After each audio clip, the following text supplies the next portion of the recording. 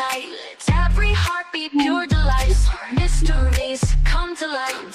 Hold on tight, it's out of sight. It's out of sight. Into the unknown, unknown. Where mysteries are shown, shown.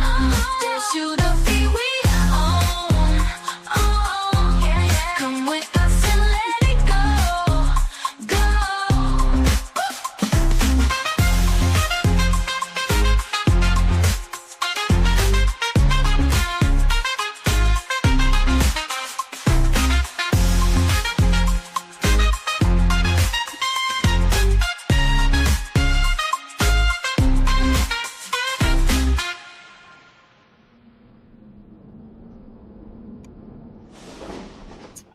We drift and we roam, finding our place in the vastness we call home. With courage and wonder we reach for the light, guided by visions that illuminate the night.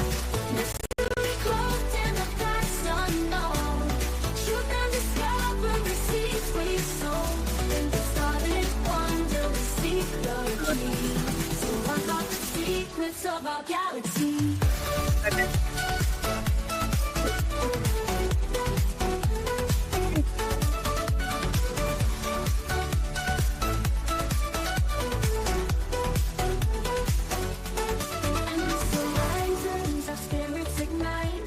Chasing the dreams that fill the night. Stars are our compass, and time is our friend.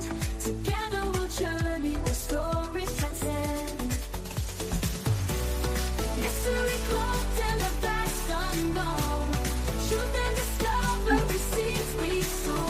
In the starlit wonder we seek the key to unlock the secrets of our galaxy.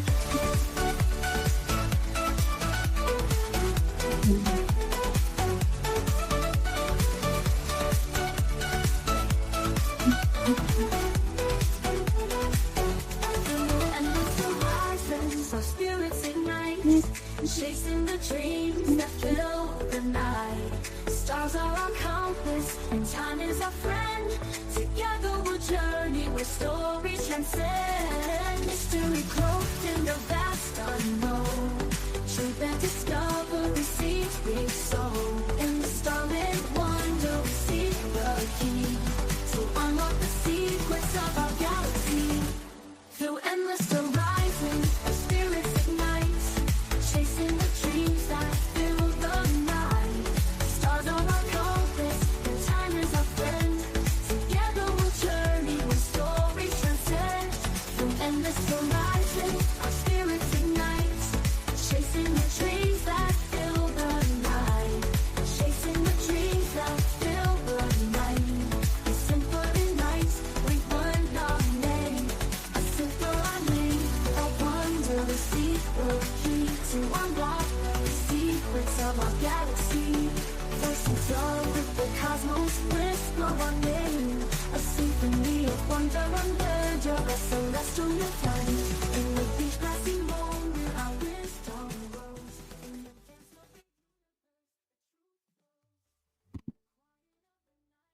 Hello, everybody, and welcome to another episode of Snx Radio. And you guys probably recognize the two people that are sitting up here. We have Mr. James Kelly and Mr. James Kelly and Miss Polly Roderman.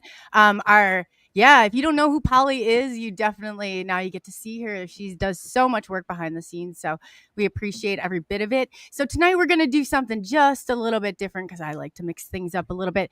We're going to, James Kelly, it's been a little bit since you've been on, and Polly's been on too, to really tell their stories and for you to get to know them. And they really are at the heart of this. Is Polly and Scott Rosin in the chat, and there's it's like a little romantic love affair, but I'm not going to say anything. It's not my place. But yeah, I think it's all the cats out of the bag anyway. But so, we can ask Polly questions in the chat. If you guys chat has questions For Polly, just put them in all caps. We love to ask those questions, and for James Kelly as well as too.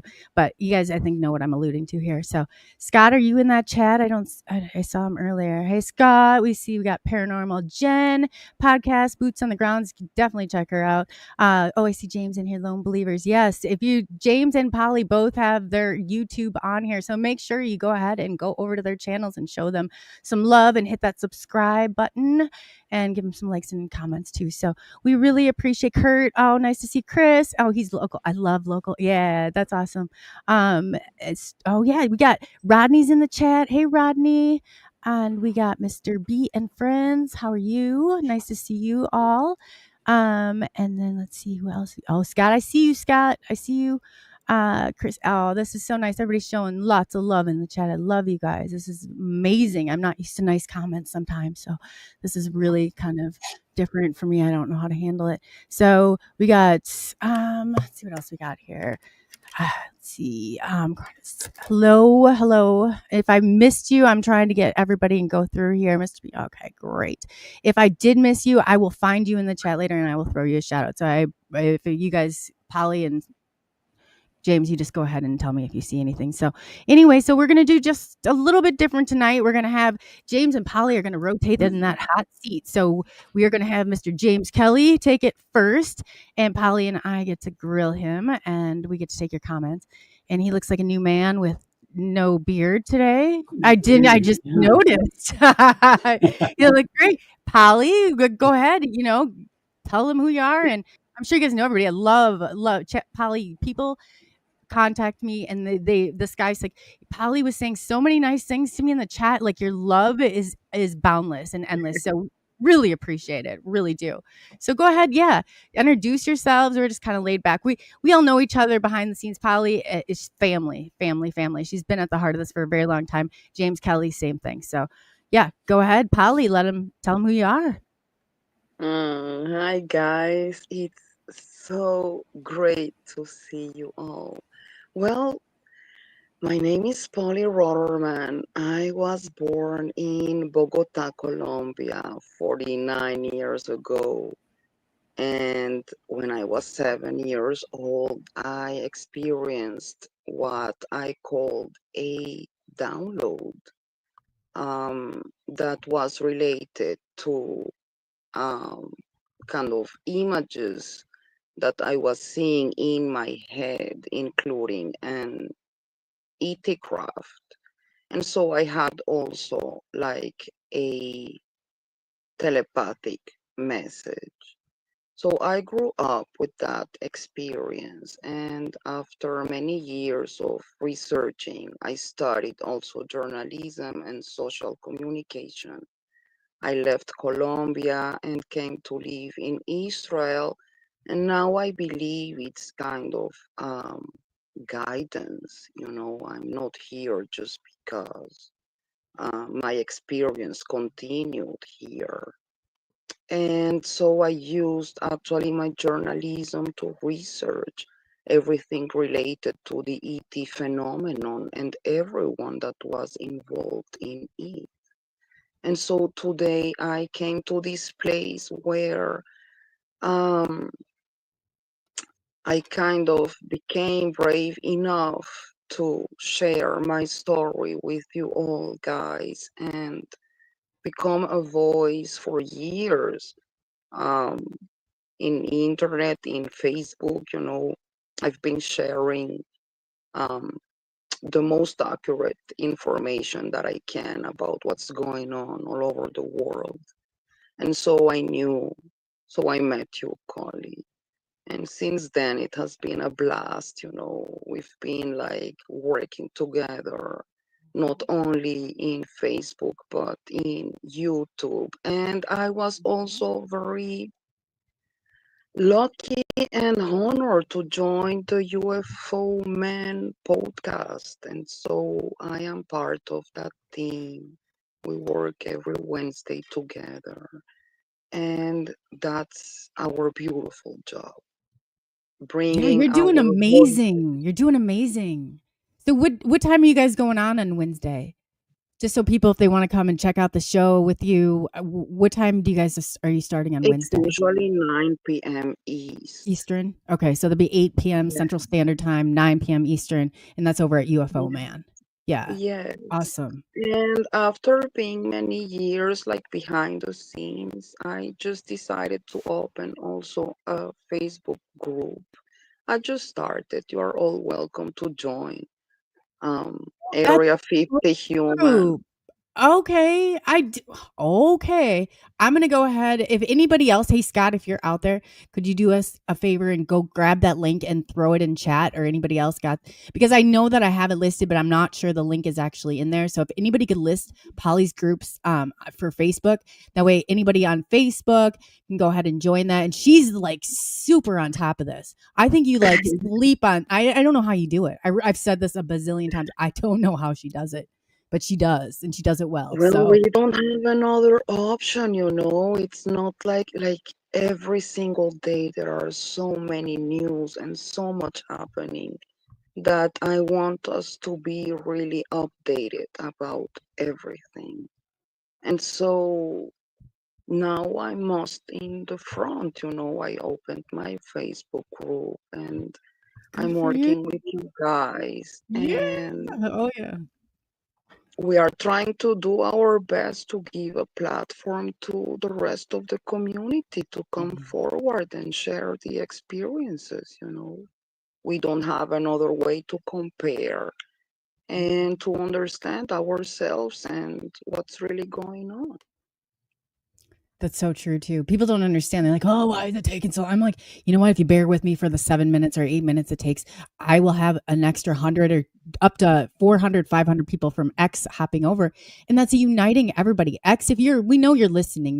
That's probably the most views that I get live right there. But they at one time, but it's like they don't comment, they don't see all that. But this is so important. Those sense of communities and everything that we have together, like that's so important. It really is, and connecting and uniting. And you do a Mhm. fantastic job. Yes, Thank definitely. you so much. I try. I'm under tough circumstances here, you know. It's like, but I'm trying to do my best. It's important, and that's why it's so beautiful also to hear, for example, James' experience, because, you know, I really feel that by sharing our experiences, actually, we are working on disclosure, whatever that means, from the inside out. You know, Yeah. we will bloom. We will explode the thing as we should do and end with all this situation that is unbearable already. You know, enough is Just give enough. people a little bit of a background. If you guys don't know where Polly's located and what's going on over there, like this girl is like nerves of steel. She's over in Israel. Yeah, she lives under, like, how often do you guys get those like warnings or the bomb? Like I guess I just hit my own trigger word, but you know what I mean. There's missiles coming over there. Like there's crazy stuff that's happening, and you're like there, and I see you. I've seen videos. And you're like and you're so vulnerable, but your strength is just wow, girl. Like I just like it makes you think there's nothing in the world. Like you have no idea. This girl has nerves of steel for sure. She really does. It's a heart of Well, gold. you know, it's not simple. It's war. And like every war, we are at risk. And yes, we've been like, these 2 years have been really hard. Um, the attack 2 years ago was like a second Holocaust for us. And since then, the missiles hasn't they don't stop. So yes, I am a single mother. You know, I go to work and we try to have a normal life, but in the middle of our lives, we get an alarm, a missile alarm, and we need to run to the shelter.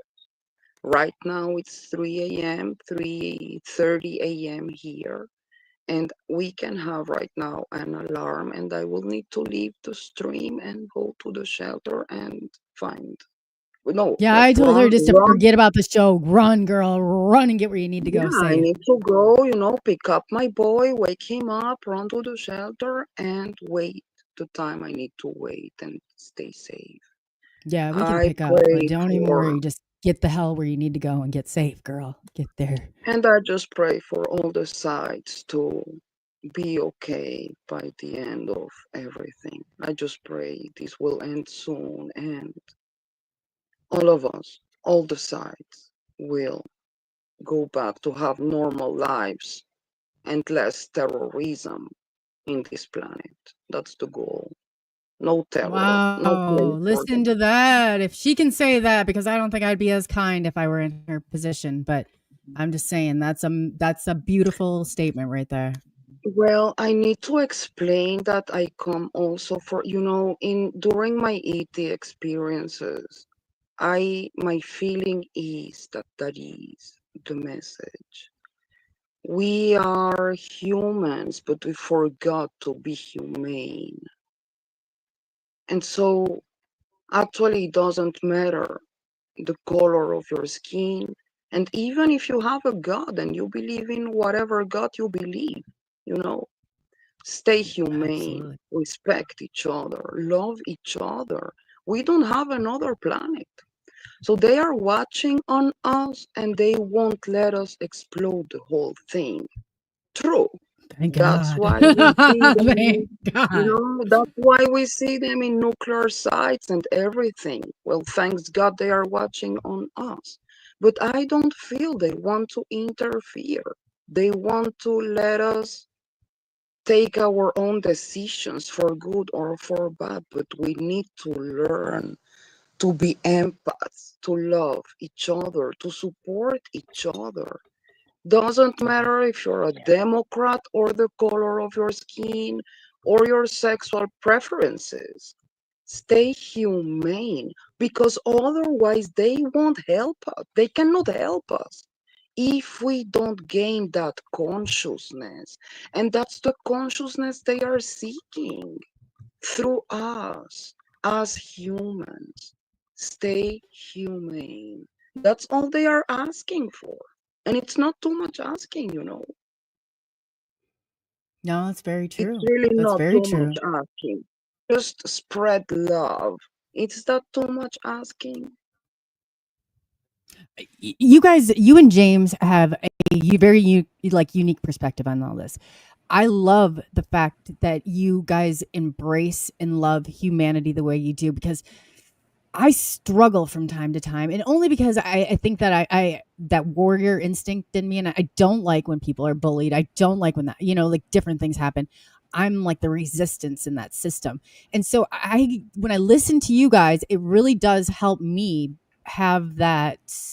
Because I get that little ghetto going in me, and I'm like, all right, no, I got that girl, like that's me all the way. So I appreciate that from both of you because I get caught up in stuff from time to time, and I take a step back, and it's not, it's like our anger and everything else, but you really do have a legitimate reason to be angry, and you're leading a pretty like I just want to vote you for like a some sort of award for And humanitarian of I the am. year because you're great. Yeah, because I can say that what happened in Israel 2 years ago, I have never seen such a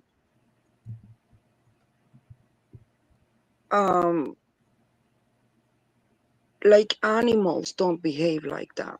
I'm sorry. Right. No, really, Oh yeah. I could not till now. We cannot understand how a human being can do such a things to babies and elders and women with just because they are Jews.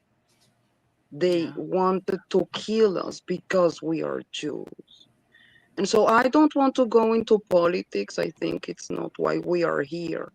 But my message is really, just man, fight for the beauty of who we are.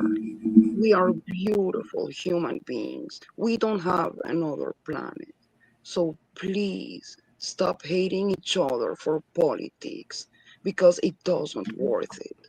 Start giving hands is what we need to do in order to build a beautiful place for our kids. That's Actually, so true. This is our kids' world we're leaving, and it's a mess right now. We need to clean it up. You know what I mean? This is our exactly. kids' world. Yeah, definitely. And we cannot clean this with all this extremism going on. So, let's change this. And that's why we are here. We need to spread a good consciousness about how much we need to support and love each other. That's all we need to do. Oh yeah, there's some amazing comments. I'm gonna James. You wanted to, everybody kind of knows who you are. Do you want to tell them to just briefly, and we can totally dive into this. Oh god, Polly, I could listen to our this. It's just it's people like what they're saying, what they're about to say. Don't necessarily listen to what I have to say all the time, but they're coming from a very good place. Like so, James, go ahead and take it away for a second. All right, real quick. I grew up in American Fork, Utah, which is set right up against the Rocky Mountains. And so I can look out my window and see the mountains, and they're going straight up, and they're starting to change, which is really beautiful. We're getting reds and oranges and all kinds of different things that are going on there. But I had the fortunate experience of being received by the Octurians when I was actually in the age of 6. And throughout my life, when I was 8, 13, 21, and so forth, I was taken back and be able to taught how to be an Octurian. And I'm actually an Octurian starseed. And I have found out just recently after my last visit that my biological mother was actually a starseed as well. And there's a whole story on that. I'll get into that later, which makes the connection why all this has happened. So it's just great. I had the experiences of throughout my life of being abducted by several different types of grays. So when people say, "Oh, you're abducted by the grays," they're thinking these little grays. They're not the grays. The grays that are taking you are very 6, 7 feet tall. I mean, they're very aggressive grays that actually will take you, and they don't care who you are. They don't care what you stand for. All they want is experimentation. So from the age of 8, I was actually being taken by these people. And I thought they were nightmares at first. I used to call them the furnace people because they used to take me. They used to come out of our furnace room, which I now was a portal. They would actually come and get me and take me back and experiment onto me and do what they needed to do and then bring me back. But I had that done to me throughout my childhood, and I was by myself. I had nobody. I tried to talk with my mom, who was a psychologist. And, Mom, I've had these really weird dreams. This is what's going on. And she'd always say, "Sweetie, I love you, but dreams will pass. You're just having bad dreams. It's okay." So I was really never protected. And so I decided as a child that I was just going to internalize it, build walls, and I was going to block everybody out. And it was really tough growing up. I was a little shy child, and I didn't talk to friends. I didn't want to be around anybody. And I was trying to figure out why these beings would want me. And it was just living in a nightmare, and you actually couldn't wake up from it. I would actually sleep in bed, as you're a little kid, which all of us I know do. When you're scared, you pull the blanket over your head and you make this little air hole. Yes. And you're like, "Please, go away, go away." I still sleep like that. Yeah. And, I used to face the wall, and I thought, as a child, if I was really flat, they couldn't see me, which wasn't true at all. They knew I was there. And, once I got older and I was being taught by my starseed mother and my sister how to mentally push them out, because grays are a different being. They feed off low residency. They feed off of negative thoughts and beings. And so if you are living your way in negativity, they have more power over you. But if you have nothing but higher frequency, pure thought and love, you can actually push them out. And it was a really funny experience that actually happened when I was 13. They came for me and I was able to block them and push them out. And yeah, to be able to do that as a 13-year-old, it kind of messes with your mind because you're thinking, am I normal? The world's telling me I am not normal. I am a square peg being shoved into a round hole, and I needed to be normal. And I can't tell you how many nights I would sit in the closet curled up and just cry and cry and cry because I had nobody to turn to. I didn't have any family to turn to. My mom, she just thought I had overactive imagination. My sister thought I was probably crazy. My grandparents and things. So this went on till I was, all the way through my adulthood, even today. And I never told anybody. I just kept it to myself. And, just recently, before I started writing Little Believers, I was married for 30 years, and my wife, Holly, never knew any of it. And it took a lot of courage for me to talk to her. And now she's going ahead and connecting the breadcrumbs, connecting the dots. And she actually had to see an experience that happened. So now she's trying to process all of this and being able to mingle religion, because she's very religious, with what's going on. So being in this world, my whole purpose, like Polly, is to go out and show love, which is really hard to do, to show unconditional love. Driving on the freeway today, Holly's like, "You okay?" "Yeah, I'm fine. I love everybody. Everything's fine." And you just have to just let everything go. Yes. To be able to do. But if you keep, unconditional love and love everybody, and you got to have understanding. And if you don't have that, it's really hard. So through all my experiences, I've developed a page called Lone Believers.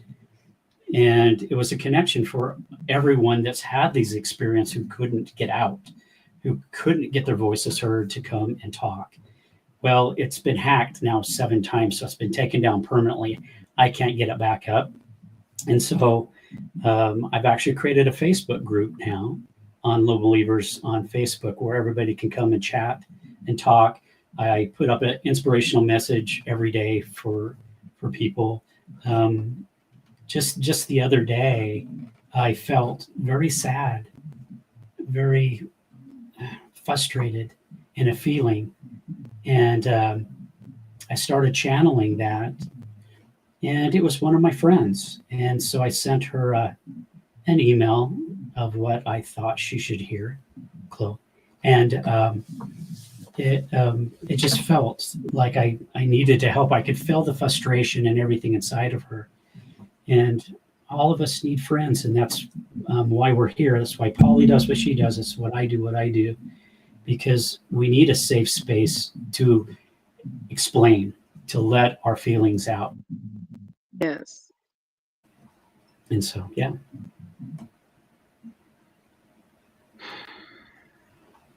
That's so hard, and it's so interesting because we usually hear from the different experiencers how we could not really talk about what happened, not only because you don't really have what to show, what could I explain to, when I was 7 years old, I remember I came back from school and I went to the 3rd floor of my place. My parents had there a beautiful library full of medical books because both of them are like, my father was a pediatrician and my mother is a nurse. And I opened one of these books and I saw a craft. I didn't know back then it was an nitty craft. But what happened is that I saw this craft and I call it a download, but it's like suddenly you start receiving such um, an amount of images inside your head, but those images started like numbers. When you see a computer running numbers and numbers and numbers and numbers, three, fives, and zeros and ones, and those numbers were kind of translating in images so fast, and everything was paralyzed around me like time stopped. And so the craft that I was seeing on the book, the images showed me the craft outside planet Earth. And so I see the craft hovering outside the planet. And they tell me this is a different kind of technology. It's kind of your planes, but it's another kind of plane. We are outside planet Earth, but we come to visit you.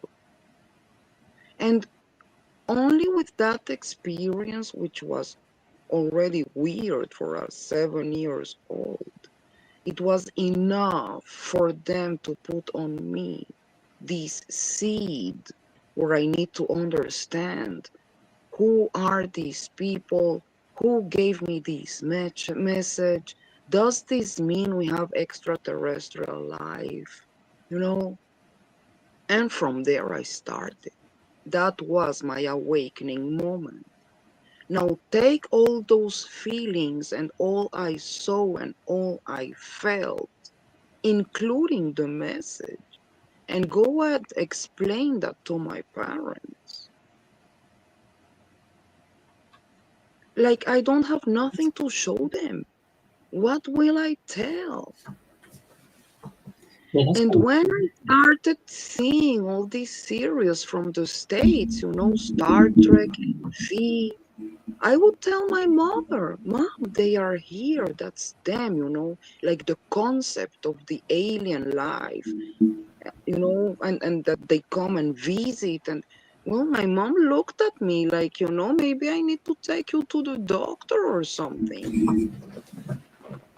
Yeah, Like, you my know, mother was the same way. She actually took me to a doctor and tried to, psychoanalyze what was going on. And they thought I might have been having schizophrenic episodes of delusional yeah, things. But, well, they tested me and yeah, ignored. and It it does. hurt. That messes with you. Yeah. Mine wanted to Yeah. call a priest. So apparently mine's like, it was in a hospital. She's going to call for an exorcist. And then because I saw spirits. So it's like, all Yeah, right. that's not going to help.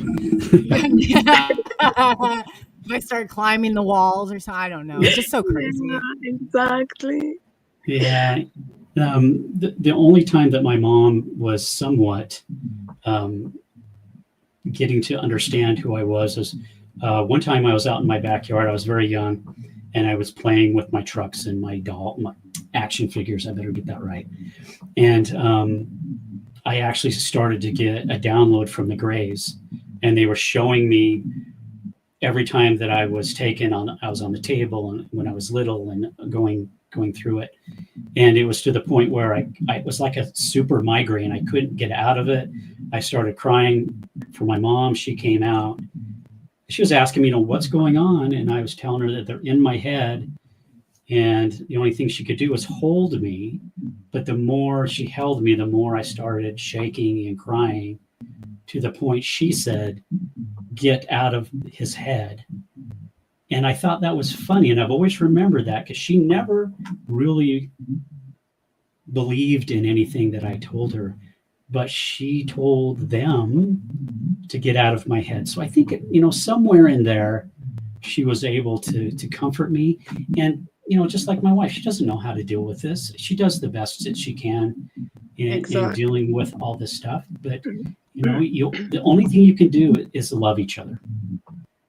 Yeah. Yeah, I never thought really the about only sitting thing. on the opposite end of this. Like, it's people don't realize it's not easy to be like, oh, okay, family, friends, local community. This is what's going on, and it's so weird. And I know it's weird. Okay, I'm not gonna start right there, but it's not easy to tell these things to people.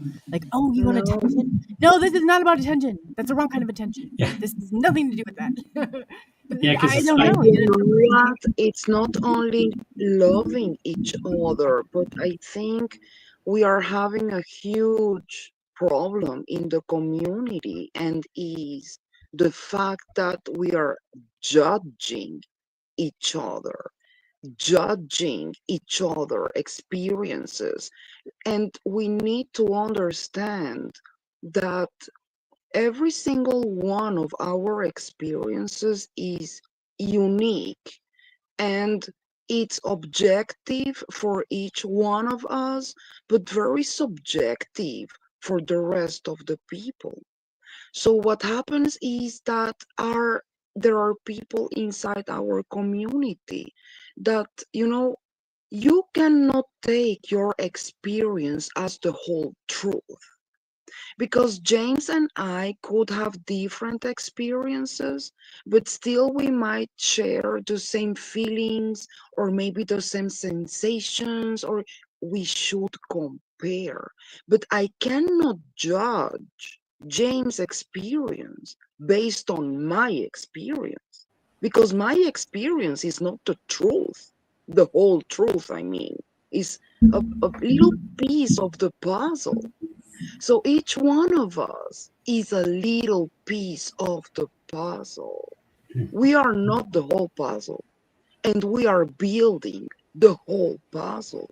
So instead of judging each other, try to understand that what we need to do is taking our experiences, compare, and build the whole puzzle, holding hands and supporting each other. yeah, That's so yeah, true. Very well yeah. said. I know when I this last week I gave a seminar on contact and how to receive positive influences and things. And I stayed and talked to some of the people afterwards. And like you were saying, Polly, everything is connected. So I'd hear a story, and then I go and hear another story for somebody else. Then I'd hear another story, but every story had a little bit of all of the stories together. And if you take all of us together, it all clicks. And Exactly. it's just amazing how you get a group of us together, and and then it makes a whole. We're not separate, Yes. and that's what we need to understand is we are not alone. We are all here together. We just need to bind ourselves together and just connect. That's what we need to connect. And it's hard because you're afraid. Yes. People judge you. And like part of my family, part of Holly's family, they don't talk to us anymore because they think I'm a nutcase. Um, Yeah. Oh yeah. yeah, they always go, "Oh, yeah, well, bless your heart, James," which is basically telling me off. If you ever had anybody say "bless your heart," that's not a good Yes. thing. It's really Yeah. not. Yeah. And it's there's so many things that we can learn from each other, and we just need to have this positive spirit about us and not judge really, because how can we judge somebody else? We have no, I haven't had your experience, Polly. I've never had Coley's experiences. I don't know. But with all of Exactly. our feelings, we can be, like I said, we could be whole again and be able to do what we needed to do. So in saying Right. that, and not that I'm the bearer of bad news here, but how do you guys handle this? Okay, so I noticed in this community too, there are some people that are maybe not as well as they should be, and they're kind of. I feel like they give the rest of us just a little bit of a bad name. So I'm asking for a friend, right? How do you handle that, or how do you handle when you sense like this type of deception from people? Because I don't want to say that either, because I haven't had all the experiences. A lot of it, what Polly's saying, is very true. It is subjective. It is unique to the beholder. We don't know. We don't remember everything. It's like you get a chop. It's like you're even when you go throughout the day, you don't remember every second of every moment, but your brain remembers, right? So how Mhm. do you guys handle that when you encounter it? That's what I'm just wondering, because some of these people they're not here for our benefit. They're trying to do quite the opposite. So Well, that. I think, it's like everything in life, you know. You are driving your train and you have the people that you want to travel with you on your train. There are people that you will need to get down off the train, and there are people that you will go with them till the end of your line, of your timeline in that train. So it's a question of who you want, it's like we are building the puzzle, but still we need to stick with the people that make good to our hearts. Because anyway, we are different as humans. So maybe, James is a beautiful experiencer and his experience is amazing, but maybe I don't like him as a human being. I don't like the guy, let's say. So he won't be in my train, and it's fine. Can we We throw are them all off? driving towards Mhm. something. Okay, we don't have to be friends, but be respectful. Yeah, that's a good point. You know, Yeah, even yeah, if we are not driving on the same train, I can help you with your train too. yeah. We Oh, don't. that's good. Yeah. That's so awesome too, um, because we don't all have to be friends. But one thing we need to understand is we do need to love each other, and it's to some people that's an oxymoron, because I mean, there's people out there. There's a big UFO group out there, and I won't mention who it is, but I've got a lot of slack from Yeah, that community, but it doesn't mean that I don't love them. I won't invite them to my house for a barbecue, but I still have to love them. We can be on the exactly. same train, like you said, but I don't have to go to their destination. So it's hard. I know it's so hard, and it's taken me. Exactly. And you know what? I've been attacked too. I just left a few Mhm. months ago. I think, I don't want to mention the person, but I was totally attacked suddenly, you know. And anyway, I'm judged Was it a because I'm lady in the Jew and God. community? There's somebody going around attacking Yes, people in the and community. Ah, I know who it is. Yes. yes. So I said, I had a lot of respect for this person, but it ended like in that second. And so I said, like you can have all the experience that you think you have, but you don't have the right to judge me as a human being or my experience. I know what I saw, I know what I felt, and I'm sticking by my experience. And she's blocked. And that's it. I don't need her in my train. Yeah, yeah, Good for Simple. you. And what you're saying, You I did a just little digging on her, and decide. it's not who she says she Yeah, is. you Yeah. just need to decide the group you will travel with. And it's yeah, fine. We don't need to be friends, but we don't need to kill each other. Like, be yeah. respectful. See? Mhm. Yeah. I say all aboard the Hot Mess Express. We're going, you know? Yeah, Right. yeah. Like I tell people, I didn't choose this. No. It chose me. Exactly. And Exactly. so, if I could go back, I don't know if I'd want to do this again. And so it's just one thing. And when people really get in and really get after me, and it's sad, some of the stuff that's hurtful. It does hurt my feelings, but I just always tell them like I didn't choose this.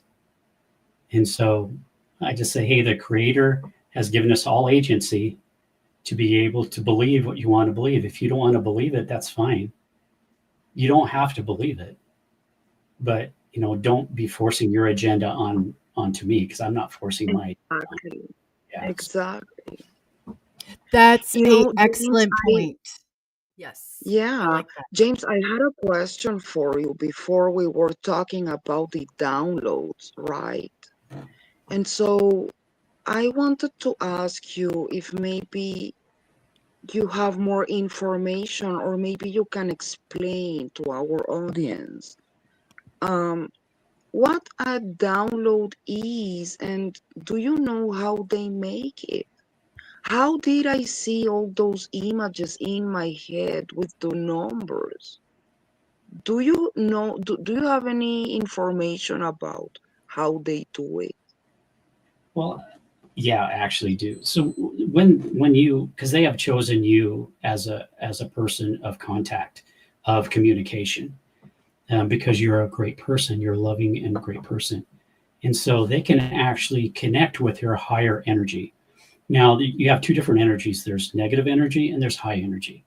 So you have a higher energy, so they're going to be able to connect telepathically with you or through the energy and be able to download pictures. It's telepathy. And one thing people need to understand is telepathy isn't like I close my eyes and I'm going to talk to COLEY. That's not how it Right. works. It's a download No. where you will see pictures, you will see flowers, and you'll see backyards, or you'll see the earth. And then through these pictures, it actually tells you what you need to know. Um, and for you, they were actually giving you that direction in positive energy to let you know this is what I want you to do, and this is where I want your destination to be. And so from that little communication download, and you probably had many so far. Yes. Yeah, because that one download is just always the beginning. It Yes. there's never just one. They don't leave you alone. It's a constant thing. But Yes. one thing everybody needs to realize is not all communication is not all good. They're not all pure. So if you go out and you're meditating and you say, I want to communicate, I want you to contact me, you just open the door to whoever and anyone that wants to contact you, positive or negative. But if you go out and say, I would like contact with only beings of light who offer me high frequency residency, please communicate with me, you will only get those. And then if you are a good person and you have good good energies, they will actually choose you, or you have been chosen to be a vessel of doing it. So they're downloading that too. Does that kind of answer your question in a roundabout Yes. kind of way? Yes. Um, Yes. Yes. Completely. It's um, so weird, and yeah. I interviewed lately a super beautiful lady from Germany, Barbara Eberhard, and her experience was just beautiful. She was like in a nursery with hybrid kids. And that's why I love hearing other experiences, because I was hearing her talking and it was like hearing my own experience. Now, what I feel between all of us is this profound empathy, you know, and her and me is like this profound love for kids, you know, in my own experience when it usually happens when I go to sleep and it's suddenly like I am taken like I land suddenly in this Martian soil. Everything looks like a red sand and mountains, and you know and suddenly I see this figure that comes towards me, and I realize it's a little kid. This little child looks totally humanoid, but he's got these gray almond black eyes, huge eyes.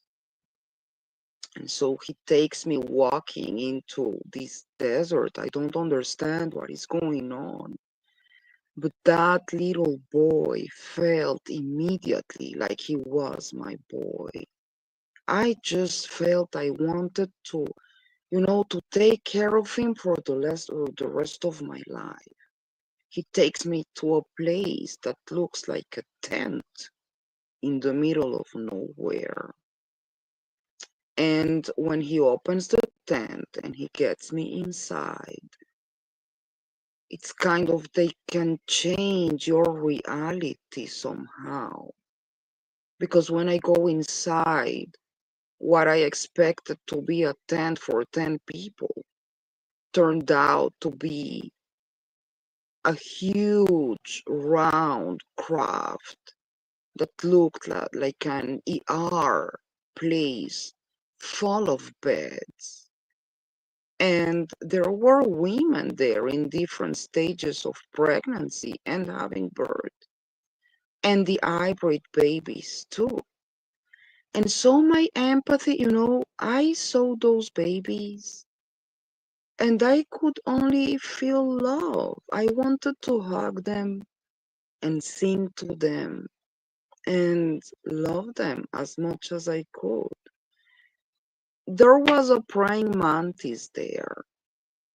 When I got inside the craft, an entity told me, "We are glad you are here because you're the only one that can save us and help us right now." And so when I looked into the mantis' eyes, well, it's not like she was talking again. This was like telepathy. Through her eyes, she just looked into my eyes and told me, "Now it's time to do your job." And so all those books that I was reading about medicine when I was 7 years old till today, I used that knowledge with all those women, all those babies. I checked them up. I was checking everything, their health, if they were okay, the pregnancies. I was really stressed just to see that everyone was okay. And so I actually felt like they needed that empathy from me to hold those babies and support those women. So why do you think they use our empathy? It's like they don't. I mean, the question is, and I'm going to ask a really interesting question here, James, because I've been thinking about this with Scott. And maybe the hybridization programs are not seeking only for reproduction, but maybe the empathy that we feel as humans is inside our genes. It's genetical. And so they are seeking for our genes, not only for a reproductive situation, for their species, but maybe our empathy is inside our genes. And that's what they are giving to the hybrids because they don't feel. If I don't, I like the feeling is that if I don't hug those hybrid babies, they won't know what love is. And that's my task. Yeah, So it is what do you because think about it? the whole, well, I can't say that every hybrid is like this, but um, I was told and I've experienced that the reason that they are taking our DNA is because their DNA is worthless and they've evolved so much that they do not have the higher energy or the higher frequency anymore. They just have lower frequency. And so they don't have the ability to love, to have compassion, to, do any of that. So what they're doing is they're taking us. Now, the when they were being abducted back in the 50s and the 60s, they did that. But now when they're abducting, it's a weird sensation because what's going on is they're only abducting star seeds. And so why are they only abducting star seeds is because the DNA has actually been corrupted and our DNA is out there for them to be able to use it with a hybridization program to bring back empathy, to bring back who they were before, because they weren't there. They have run out. They're done being genetically, people out there. So they're taking these hybrids and they're actually putting them out there on a different world.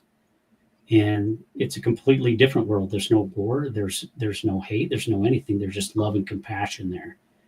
And so that's why they're actually taking us. And that's why they probably downloaded this image or this dream to you, because you're the one that's going to help bring this to pass. You're the one that's going to help with the empathy and love for these kids. And that was my feeling. Yes. Because they have no, if you've ever experienced the grays, it's like looking at a soulless person. They have no emotions, none at all. I know when I was taken, the Palladians actually came and rescued me. The only thing they had is they just ran. They didn't have fear like we do, or they didn't have emotions. They just ran because they were going to be killed. And so that's what they're trying to do, is bring back their race. And, I can see their point of view, but also they're doing it in the wrong way. So.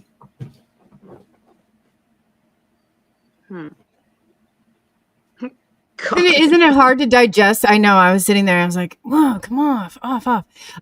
What isn't it?" No, I forgot what I was gonna say. Oh Lord, no, Sorry. it's not you. It's me. Like I was trying so hard, and I was trying not to be like. I was like, okay, like come off mute. I tend to be like James a lot and just go off on my thoughts. And no, that's good. I'm like the ADHD poster child.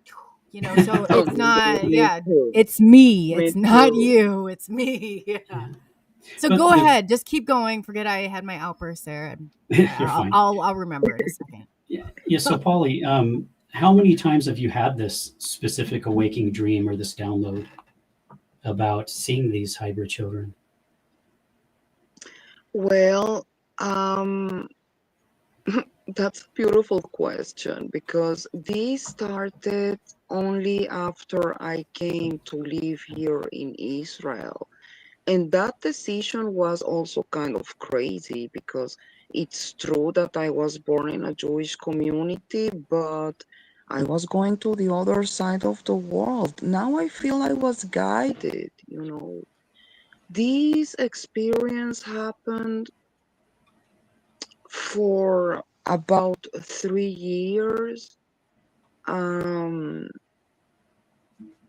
it was always during my ovulation cycles. My boy was born through IVF, and the doctors were saying that everything looked great, but I was losing my pregnancies all the time. And there was this time that I came back with a mark on my leg. It looks like a cat paw or like a dog paw. And it was there for like 24 hours and it disappeared. I haven't had that desert experience for a while. But I did wake up again with a mark on my leg about 3 weeks ago, maybe a month. And it looked more like someone, like fingerprints on my ankle. And so I guess something happened again, but I don't remember being in the desert this time. So each time you were taken, was it during your menstrual cycle or shortly afterwards? Before, it was always just before the ovulation cycle.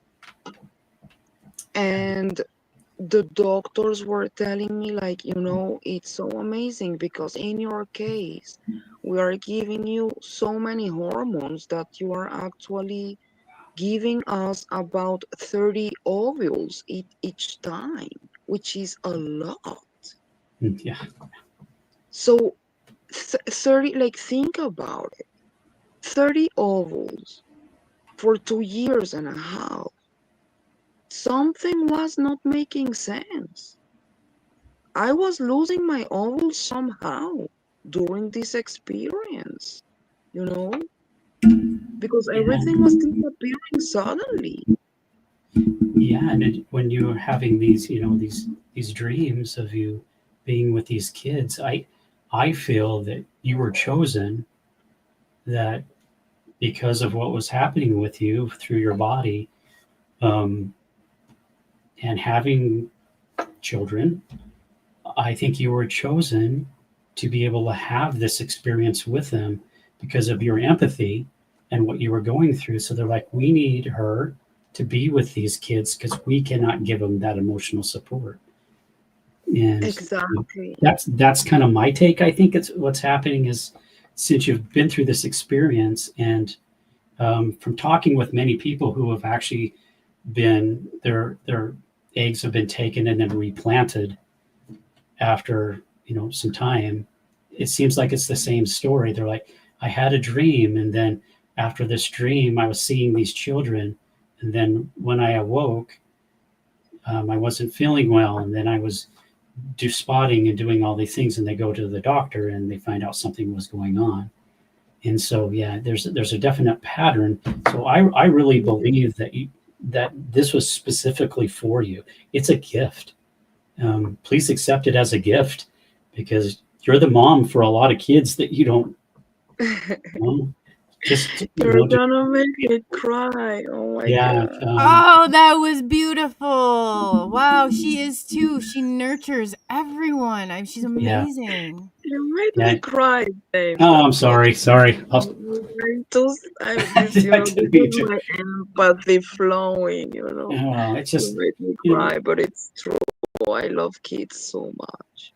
and some people just have the deep compassion, to be able to do this. So my advice to you is just embrace it.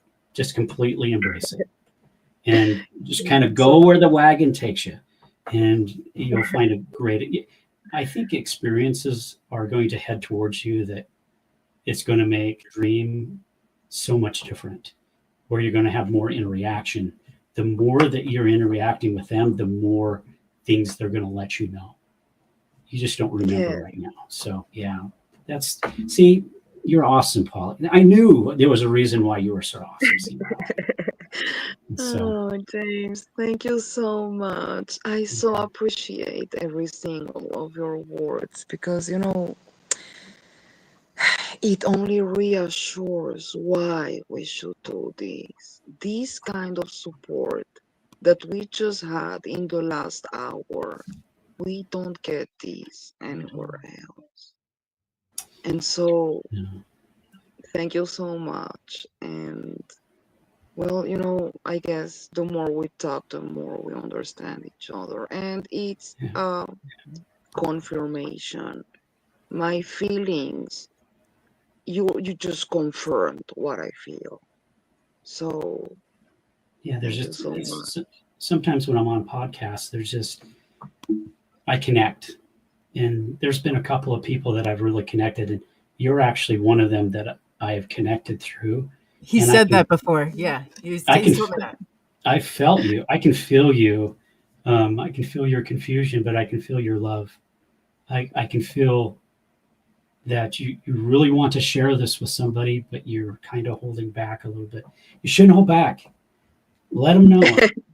Share your love with whoever. I mean, that's what you're being gifted for. So yeah, I because if you know. Well, don't, I they'll take guess your gift we're away. having an interesting, I guess it's something that I've been thinking about lately again with Scott. But it's like, you know, um, I've been thinking about you're talking about how sometimes I hold back, and it's true. But because I've been hurt very much during my life, I suffer from post trauma, and I've been through really difficult experiences. and really things that I don't wish to no one. Like, if we are a woman, I don't wish that experience to no one. See? And so sometimes I just kind of need to see who, if I am all love, but on the same way, I need to put my walls, because if not, I get hurt all the time. And it's because of my empathy too. It's an empathy is like a curse and a gift, you know. You need to balance both of them. And actually, because I am so empath, the most I need to kind of put boundaries and walls around my heart, because if not, I get hurt. And I was hurt too much already. I was raped. That's the truth. I was raped when I was 19 before coming here. Wow. And that's the wound that you cannot stitch that. Mm-mm. I am No, fully that's aware yeah. Oh, girl. of Ooh. Good it's for you for okay. just saying that out loud. No, that's amazing. Like that should lead the way for a lot of other people to release that right there, because it's not your fault and you take that burden on. And look at, I didn't even know that about you, like that. I'm not saying that part, but I did not know that you held back at all until James said that. So I'm listening. I'm just taking it all in. So amazing. Thank you. No, now I'm able to talk about it because I've been through a lot of support and, years of understanding myself and my triggers, and understanding that this was really not my fault. But I do understand how human beings can be really, you know, um, the kind of behaviors that I don't understand. That's why what happened here in Israel was also so tough for me, because all the trauma came again with what happened here with our women. And so post-trauma and the traumas, actually you just need to understand how to live with them the best way you can. Yeah. And so that's why, James, I try to, people feel my love, but I am very picky about who travels with me in my train, because I don't want to be hurt again. Yeah, I know when I go out public, and COLEY knows this, I have to put up a barrier before I go out in public, because I will take on everybody's pain, and Yes. that's just really not good. We have the same spirit, we really do, because loving everybody and being able to do that, and sometimes you have to put up a wall to be able to Yes. say, hey, listen, I love everybody, but I cannot take on your pain. You need to find a way of doing this, because you Yeah. do. Everybody needs to get their ghosts out, and it's hard. It's really hard, and it's taken me a lot of years. And even now, I just finished my second book that should be out, calling You're Not Alone. And what it does is it Right. goes through and explains all my pain, all my hurt, all my sorrow, experiencing all this. And so that's what a lot of experiencers don't tell anybody. They just tell them about, oh, I saw a UFO, I was abducted, but they don't get down and say, I am angry, I am upset that they did this to me. They don't let their emotions out. So I applaud Right. you for doing this, because it takes a very strong Me person too. to Yes. do that. That's crazy. Yeah. Take away their power, because Yeah. know what I mean? Like that's exactly it. People don't realize. I said trauma is the only way into this. Trauma is the only way through this.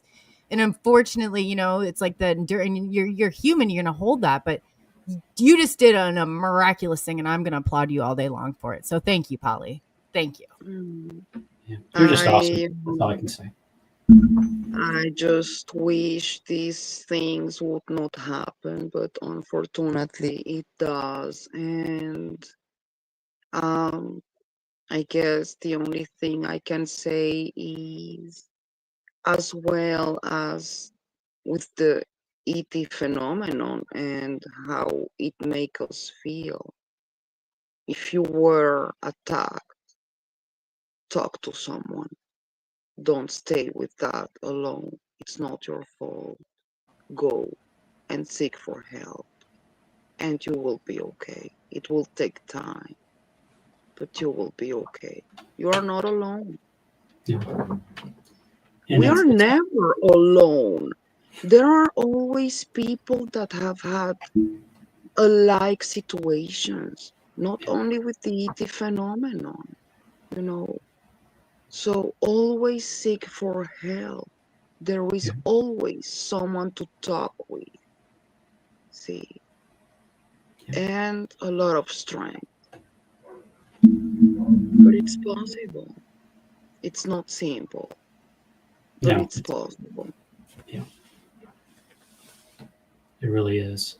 To have all these experiences that I lived my whole life for all of these years, I'm like, I'm getting older.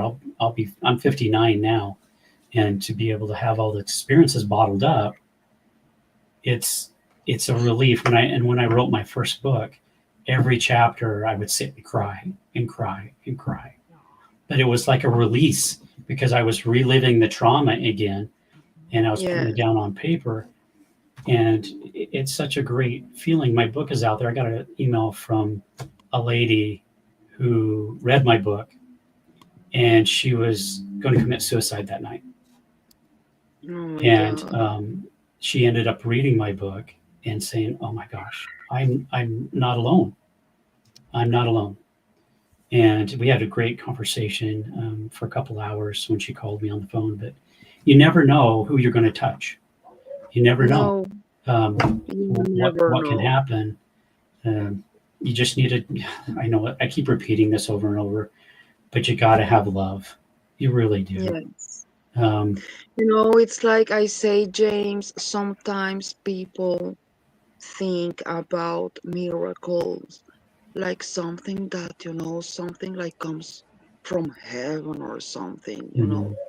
Well, no, we do miracles every single day by our actions in this planet.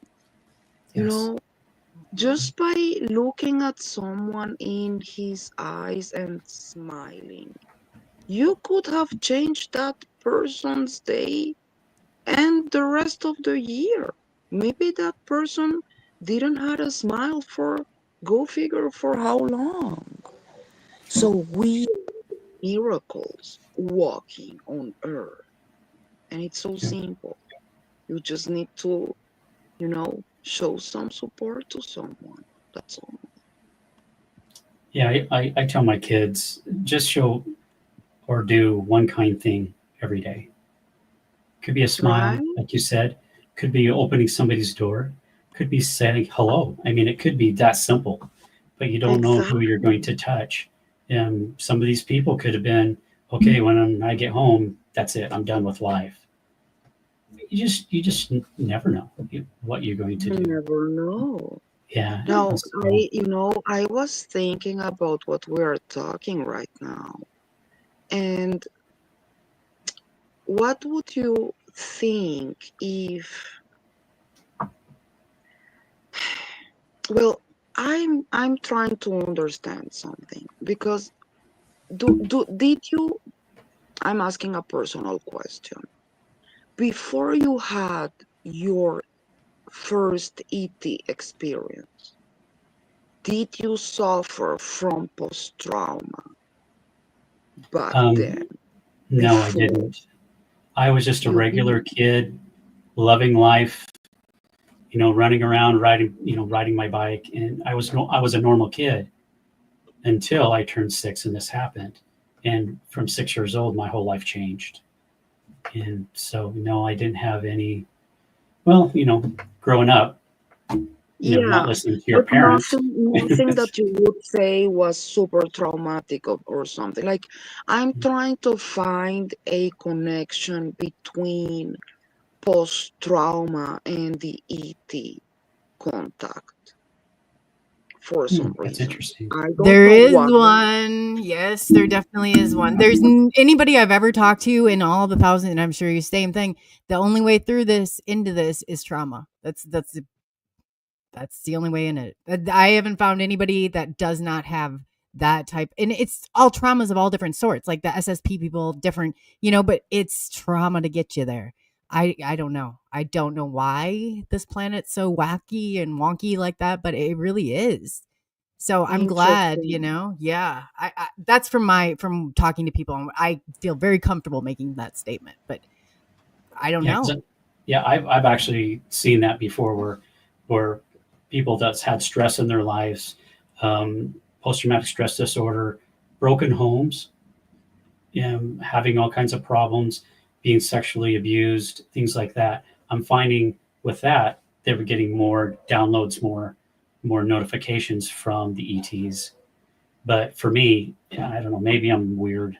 Maybe I'm different. I am a Gemini, which if there's anybody in the comments, if you're a Gemini, let me know. But we tend to see things differently. Oh, I Um, got a kid who's a Gemini. You're two people. You are two people. um, I yes, we know are. I am very Yeah. proud. Yeah, because I I love grew. my kid to death, but he's two people. Yeah. Um, yeah, when I was going through all this, I definitely was two people because I was trying to justify who I was, and then I had this. I was like the Hulk. I was Bruce Banner, but then I could become the Hulk when I was cornered and made fun of, and so that's kind of what Gemini's do. But we are who we are, and so that's kind of. I have love for it. I do. But like as your kids sometimes you're like, bro, for God's sakes, really? I'm like, dude, we Yeah, just talk about this. Like, yeah, but they yeah, kind he of. gives me a run for my money. Yeah, well, it's interesting because because the experiencers, it always runs in a family, and I had not really seen much until my 16-year-old Joseph, who we're really really close, and I think I've talked about this before, but he's like, Dad, is it weird that I talk to plants? And I'm like, no, is it? Do they talk back? And he's yes, when I touch them, they talk back. I go, it's Oh, because of who you are. And then I started to shed light of who he is. And, I'm like, are you sleeping well at night? He says, no, I have this dream that people were in my room and I was taken. And I'm like, honey, so we're starting to peel back the layers a little bit. And so my son, I think, is an experiencer. I'm definitely an experiencer. My my biological mom was an experiencer. And that's, it does run in long-term wow. families like that. So they can't measure us how we are because our lifespan is so short. And so their lifespan is, 10,000 years or more. And so in order for them to understand us, it has to be multi-generational. Um, Yes, James Gillian was talking about that, how um, yes, it's yes. multi-generational and how all that And I happens. feel And it. I feel it with my boy too, you know, because he's not only hearing me talking about it, but the truth is that he was drawing crafts already since in the kindergarten. And I was kind of asking me, do you know, like, where do you bring those ideas from? And he was saying, like, I don't know, Mom. I just know. But 3 years ago, in his birthday, actually, he saw his first craft. You will see it in my YouTube channel. It was a golden craft. So it looked like a, it looked metallic, but it's a golden gold that I've never seen something like that. And I asked him, do you see it? And he said, yes, Mom, that's them.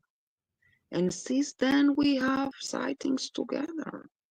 That's And so, awesome. You can see it in your child. You can definitely yes, see it in him. Yes. yes. That's And I awesome. love it because, you know, even if he doesn't want to talk about it in the future, he's got this consciousness in him already.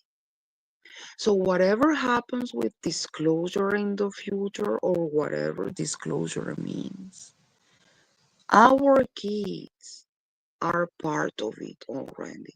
They know about it, they are conscious about it, and maybe they will be also a voice for our community later. Maybe not. But the fact that they know about it, it's already a huge change. I didn't know about it when I was 7, and I could not talk about it when I was 7. Now my boy can talk about it, hear about it, share about it. So it's a huge change.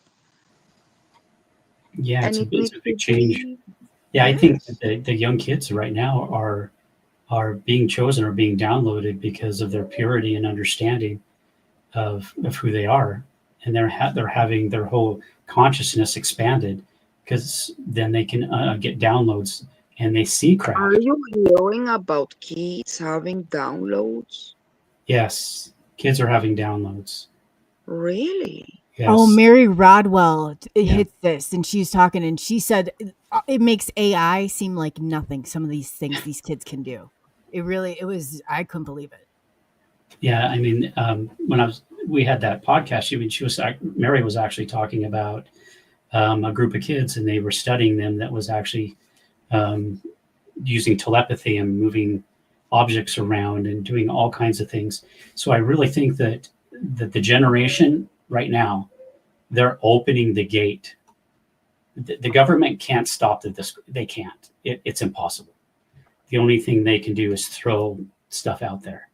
And with all of these groups out there that supposedly listen to you as UFOs, they are not listening to you. They're taking your information, copying it, experiencing it, having somebody regurgitate it, and then they're giving it to the government. So um, they can't hide anymore. We have the youth is our. You've heard that saying that our youth is our generation. I really believe that because right now they are the angels that are here in the precursor for them to come down and say, "Listen, enough. We're here. Yeah. This is the reason we're going to have peace." And this is it. It's kind of like I don't know if you've heard of the second Earth. A lot of people are going to be ready. Their higher frequencies are going to be ready, where they know and they've experienced and they've changed their consciousness. And so when it comes time, they will be taken to a different dimension. But the people that are not ready, it's okay. They just need more Yes. time, and they Yes. will eventually will learn more, and then they will come. And so with the Yeah. kids, I think that's what's happening is they're starting the shift that's going on right now. So yeah, I have it's, a it's question for you, James, because during my experience in the desert and the hybridization program, other than the mantis there, I saw little grays next to the bed. Um, I guess if you think about Skinny Bob, they looked something like that. Now, but it was so weird because, you know, the mantis made a telepathic contact with me, and there was another entity that talked to me too. But these little grays, they didn't seem like robots. They looked biological, but they were like very concentrated in whatever they were doing there with the women and the babies. And so my feeling is that they knew I was there, but I was totally ignored. They were not paying attention. They were doing what they were doing, and that's it. What can you tell me about those little grays? And what's the connection between the mantis and the hybridization program? the little grays. They're actually produced by the reptilians. They're biological beings, but they're almost like they don't have any soul. They're almost like robots that are programmed by AI to perform functions, and that's why they are there. When it comes to the mantises, a lot of mantises are actually connected as a low frequency being. So they're actually connected with the reptilians and different beings. And they use a lot of grays to do their bidding. So they use the grays to come and get you. And that's why a lot of experiencers were say that, yeah, the grays were there, but they were cold. They have these cold black eyes because they don't have any emotions. They were biologically engineered to do what they were supposed to do. And so then you're on the craft, then you see the mantises or you see the reptilians, and they kind of take over. So that's kind of what's going on. But that's hard for people to digest. That was a little bit hard for me to digest too. Right there is like, you know, what you said about the grays, and I've been working with James Gillian on that too. And I'm like, I'm so confused now, you know, because they do not have emotions. They sit there, they're flat affect. I was like, I think in the beginning, I think they had no, they did not have any empathy. What are you talking about, lady? Like, get real here. You know, we don't have Stockholm syndrome where we're like, are captative. So that was very confusing, and I'm sure it's confusing for a lot of people out there. It is, and people need to understand that there's a lot of different grays. There's light grays or dark grays. There's blue grays. I mean, there's all kinds of different ones. It doesn't mean just because they're a typical looking gray that they're bad or they're lower negativity. It's just that we have stereotyped the grays in this one little pigeonhole. Most of the grays that actually are doing the abductions are the lower frequency type of grays. And so anyway, and I'm sorry, what was your second question? My second question? Oh no, I don't remember anymore. You got me rambling, and so I, you know, it kind of my memory is the worst. Yeah. But I feel better about life when you guys do it too. It's okay. It's okay, but you know, it's very rare that you hear about people with the whole mantis thing. It's not very common at all. So if you were abducted by or taken, I like to use the word taken because abduct could mean a lot of things, by the mantis, and they were friendly. Like I said, not all beings are negative, but I don't know. I wasn't, you know, it's shocking because, you know, you see it, the eye and the legs, but I was not afraid. I was not scared. On the contrary, I felt, you know, when she looked at me, I felt kind of a profound respect. Like I felt she had a huge knowledge about this universe creation. I don't know. I'm trying to explain what I felt through her eyes in 1 second. Yeah. What did you? Okay, so you guys have looked them in the eyes also. What was that experience like for you? Because it was trippy, totally trippy for me. When I was met by Lauren, who is the Arcturian, it was like I was surrounded in a warm blanket, and it was nothing but love. I couldn't feel any emotion but deep, respectful love. And exactly. Yeah, and they don't know anything else. That's all they know. And so when they talk to you, and I've talked to her several times, and I've asked her some pretty hard questions, and she just always will tell me she loves me and try to explain it to me the best she can. But I've never ever got with any of the Arcturians, I've never got a negative feeling. It's always love and respect. And I think that's what the Mantis lady was doing, the being that she was expressing through her feelings telepathically, how much she cared for you, because I think she knew more than you did. And you're not ready to know more until you expand your knowledge and understand. And as soon as you do, then I can guarantee you're going to have another experience where she's going to come to you and say, do they call you Polly or they call you by another name? Because usually my name, I was born by the name of Paola. Mhm. Paola, like Paula Harris. Oh, okay. I Um, forgot to give you guys an intro. I'm so sorry. Oh, It's okay. going by the We're just name of we're just Paola, but people call me Polly, so because usually with beings that actually are in positive contact with you for a purpose that you have been chosen, you usually have another name. It's usually what's called a star name. Like my name is Emilio, and I didn't know this until probably about 6 months ago that my wife Holly's name is Sartan. And so really. I didn't know that. And so when she was talking to me, I'm like, who are you talking about? Oh, I'm sorry, I'm talking about your wife. And so when I ask that question, I'm pretty sure that they know you by some other name Interesting. because of our frequency um, and what we know. You have been given a different name, and that's the name that you will be called by later. If COLEY has an experience, she's probably going to be called by a name. She does. They haven't given you that level of knowledge because you won't have an understanding. But it will come to pass because every time that I have an experience with the Arcturians, they never call me James. They call me Little Star in their language, or they'll call me Melio.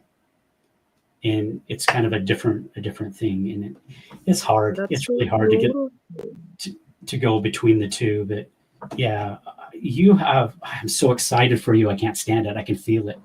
You have a great journey ahead of you, and you've just barely begin to scratch the surface of what's going to happen. And I hope I'm around still to see your journey. So we need to connect more because we need We to keep going. will, of course. And I Yeah, so feel what you are saying. I truly believe that this is like baby steps. yeah, And it the is. more I research and the more I do more things towards all we are doing, the Mhm. more I get more confirmations and, experiences and messages. So I truly believe you are right about what you're saying, and I don't feel this will stop. I think they are communicating through my dreaming states Mhm. somehow, and this is only going to get bigger and better. Yeah, because when So, we're actually sleep, we're actually released our body. So when you are sleeping, you're able to release your body, and it can travel, and it can talk, and it can do whatever it wants. yes, And so when you're having all these different dreams, they're not dreams. Don't let anybody tell you they're dreams. They're actually communication, and it's happening exactly. when you're asleep. That's convenient because you're out of the body. You're in pure form. You're in light. Your spirit, as some people call it. Yeah, And so that's why you're getting all of these.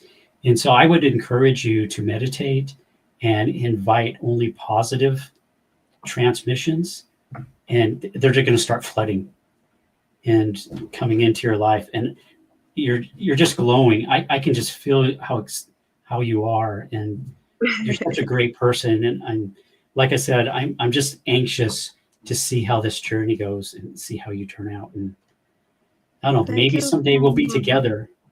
Um, you Of never know. course. Oh, you will make a trip to Israel after a while. We will make SNX live from Jerusalem. Oh, that would be fun, wouldn't that it? would be I've never amazing. been there. That yeah, I can't go Yeah, now, I will take but you everywhere to all the holy sites. yeah, It that can be a actually. beautiful idea. Oh, Oh, wow. that wouldn't that be great? To be able to do a live broadcast. Oof. And you guys are Oh, 10 hours ahead of us, 9 hours ahead of us.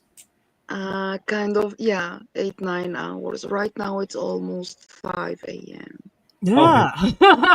I'm Oh talking my too much. You God. must be tired. Oh, Polly, it's 5 a.m. there already? Oh, Oh girl, that is well, early. that's We will see the real light in a few minutes. oh Ah, wow. Yeah. I don't know if I could handle that. I'd be like, that's Well, I don't have another option, I work with the we states and appreciate you doing that for us because that's beauty rest I'd be missing out on. And so I really appreciate you being here with us tonight. Thank the you. honor is mine. The honor is mine. I'm always ready to, if we don't do this, who will? So this is an honor for me. Talking with you and James is just beautiful. I love it. I do too, and I known you guys as I saw James and James, so I was like, it's like I remember him waving and somebody stopped and he's like, "No, I'm Polly," and then you guys just that connection that you have in among this community. But I always find like those when you feel like, hey, like I know that familiarity or you really connect with their story. There's always like deeper work that's to be done. So I think you guys are going to be, I just see and I really Polly, and this is the honest to God truth, and I've watched it for a while. I know you're going to have and you're doing big things and you will continue to do big things. And you have no idea what I can from this angle. Like I was like, girl, you got a journey coming and it's going to be a wild ride. And I'm just, thankful and fortunate we can be there to watch it because it's exciting. James, you too, you got some big stuff coming too. And it's just, it's like, that excites me. That's why I do, it's like watching this, it's like, man, you guys, this is amazing. And what you're carrying and what you're doing is a big responsibility. So I appreciate both of you. I know it's very hard in absorbing those emotions. And I don't have all that. Thank God. Thank God. But you take that for the rest of us. And I appreciate that. And I can't thank you enough because I don't know if I could tolerate it. I'd be itching and like, but yeah, seriously, thank you. You're welcome. I can always bring you into my world if you want. Does that mean I have to feel like lots of feelings? Because I don't know if I could do that. I'm not prepared for that. I'd have to really work, James. You'd have to hold my hand because I'm like, it's okay. I'm good with that. But it's baby steps, and I'm still taking baby steps. I still learn from others all the time, and that's what you need. Once you stop learning, you become arrogant. And there's so many. I was talking to my wife about this just this morning. There's so many arrogant people on YouTube and that are out there who are claiming to be experiencers or claiming to be, hybrids or star children. And unfortunately, they're giving us that's had realistic experiences bad news. Yes. Those are the people I get mad at. Yes. Yeah. And it's tough to be able to do, but, they believe it. So, okay, if they believe it and this is their life, then, I'm not going to take that away from them, but it's tough. But I think Shelley had a comment or a question in the comments. There's a few questions. You guys want to take a few questions? Did you see one that you wanted to hit right away, or any of you see that you wanted to hit right away? Let's do it. Okay, so if you guys have questions for Polly and James, go ahead and stick those all in caps, and we'll get to them. So I thought this would be kind of fun. So weird question. Jen left, but I'll have to tell her. So what do you guys think about this? If all women were in charge, would there be wars? No. And the reason why I know this is because women have a higher frequency of experience than men. And when I visit the Arcturians, it is not a male-dominated society. It's a female hierarchy that's actually there. And so I feel more connected, even though I'm a man, I feel more connected with women because I can feel their emotions. I can feel how they are, and they're true. They really are true. They're not putting up, they won't tell you one thing and do another. Well, most of them.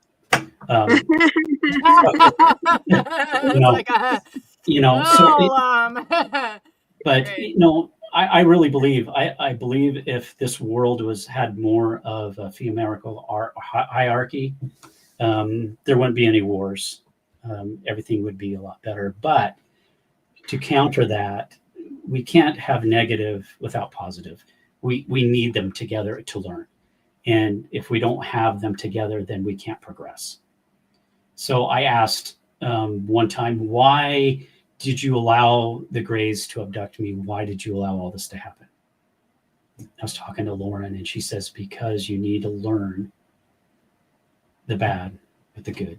You need to take it together, put it together, and then that's who you are. if I never had the bad, then I can't experience the good. So, And that's true. yeah.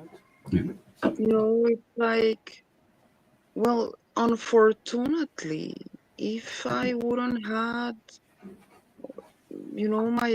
my experience before coming to Israel, you know, I wouldn't see things the way I see them now. It's like, for good or for bad, our experiences make who we are. And so it's on us to see how do we deal with our experiences the best possible and in a healthy way. Yeah, We what we cannot need to do is we need to take off our masks. There's too many people in this world that wear masks that they won't allow. So yeah, they won't allow people to see people, who you really are, and it's okay to see who you really are. We're all different, but they're just afraid to take off that mask. They hide behind it, and someday that mask needs to come off. But you can't make somebody take that mask off. I have a friend that just refuses to take it off, and there's nothing I can do for him. His life is totally spiraling down. He's actually become a drug addict now, and I can't do anything for him because he's made that decision to make that his life the way he wants to make it. So Yeah. yeah, Well, To yeah. live like that would be horrible, like not in your authentic and genuine selves. And you guys have really Yeah. come to that. I can't imagine. Yeah, you got to be who you want to be, and it's okay. Not everybody has to like you. No. I got a lot of people that don't like me. I have so many knives in my back that I can't even sit up straight in a chair. And Right? yeah, it's so crazy. And it's friends that I thought were from my UFO community that loved me. No, they don't. They're just using me as a stepping stone for their own gratification. So, but it's fine. I don't have to be friends with them, but I do have Yeah. to, which is kind of oxymoronic. But Throw them off that train.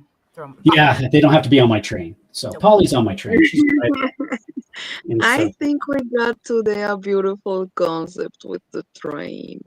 I yeah. love it. And Oh, people, yeah, that's it's going to cool. click with people. I'm just like thinking in my head, all aboard the Hot Mess Express. Like, it's like aboard the train, but like throw mama from that train. Like I toss mine right off the road. Yeah. It's just sometimes that's a very good analogy, Polly. Thank you for that. Yeah, I'm giving a lecture on Wednesday, and if it's okay, I'm going to use that. Of course. Allow me to use that. That's awesome. a great analogy to be able to use. And yeah, Sure, the honor is mine. Go for it. it looks like love it. Shelley had You a make question. me happy, James Kelly. You are an amazing guy. And I want to tell you that I know you've been through a lot, especially with your family, and your experiences are not simple. And still, you are here sharing your experience and talking to us. And you found the strength to share with us everything, or almost everything, but whatever you've decided to share till today, it's really such a support and strength for each one of us. So I want you to know that I am super proud of you. And I wish you will continue with your beautiful path. All you are doing is exactly what we need. So, we will have lots of people putting stones in our path, but our train is stronger than that, and we will make it. And you are amazing. So please keep doing what you're doing. Thank you. Okay. Now, see, you made me cry on public podcasts, and now everybody's going to think, oh, he's crying. Don't listen to him now. But yeah, thank you. I appreciate that. I think we need to get past that stigma, because I used to think that too. I was like, the more experiences we have, the more emotions you oh boy, there goes another emotional one. You know, I hate that. I hate that when people do that. It does not make you less credible. It actually makes you a really good person. It makes you both very good people. Yeah, I appreciate what you both said, because I don't get a lot of that. Well, you know, for my wife, we talk, but to have somebody I really I know, but I really haven't, you know, talked a lot with, to say that it means a lot to me, because even now it gets lonely. It really does, because of the experiences I had, and it's fun. Yeah, here I go again. And let it out, James. This is a safe place. Go ahead. Come on. It's a hard thing to be able to do. Just the other day, I was kidding around with Holly, and I said, you know, if the government comes and offers me $4 million to shut up and go away, I'm taking the $4 million and moving to Fiji, and I'm going to forget about life, and we can just do whatever. And it's funny, because she turned to me and she says, that is not your calling. And it kind of took me back, and I'm like, oh my gosh, she said that. Yeah. I'm like, I was joking, and she goes, you need not joke about stuff like that, because your calling is to be able to bring the next generation in, to be able to do exactly. Yeah, so sorry, everybody. No, Scott says that just means you have a good heart, James, and I'm going to agree with him on that 1,000%. Yeah, Scott's a good guy. Yeah, but yeah, this is there's I am not going to deny that. Yeah, he's always making great comments, lifting me up beyond what I can do, and yeah, so and you know what, James? I want you to feel really free to send me messages, reach, you know, in whatever state of mind you are. Like, if you need to talk or whatever, you know, we are family. So I'm here for you guys. Okay. Oh, thank you. She's a great person to talk to. She's like solid. Like, you both are great. And I've like reached, there's times I'm like, oh, Polly, you know, like, you're the only one that I, you know, because really, like, it is so nice to be there and to support one another. And it doesn't, we're not judging one another. We have no place to judge one another in this, for God's sakes. You know, it's like, but it's hard to show your vulnerabilities. I get that.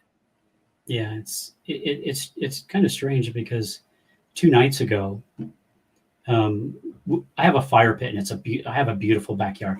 I will take pictures or movie and send it to both of you. It's my Zen area that I go. But we have a fire pit, and I like to make a fire and sit out there and roast marshmallows with my kids, and then they go in and I stay out there. But I was feeling this weird heaviness, and I'm like, uh-oh, that's not good. Because when I feel heaviness, it's always a negativity. It's always a negative presence that's happened.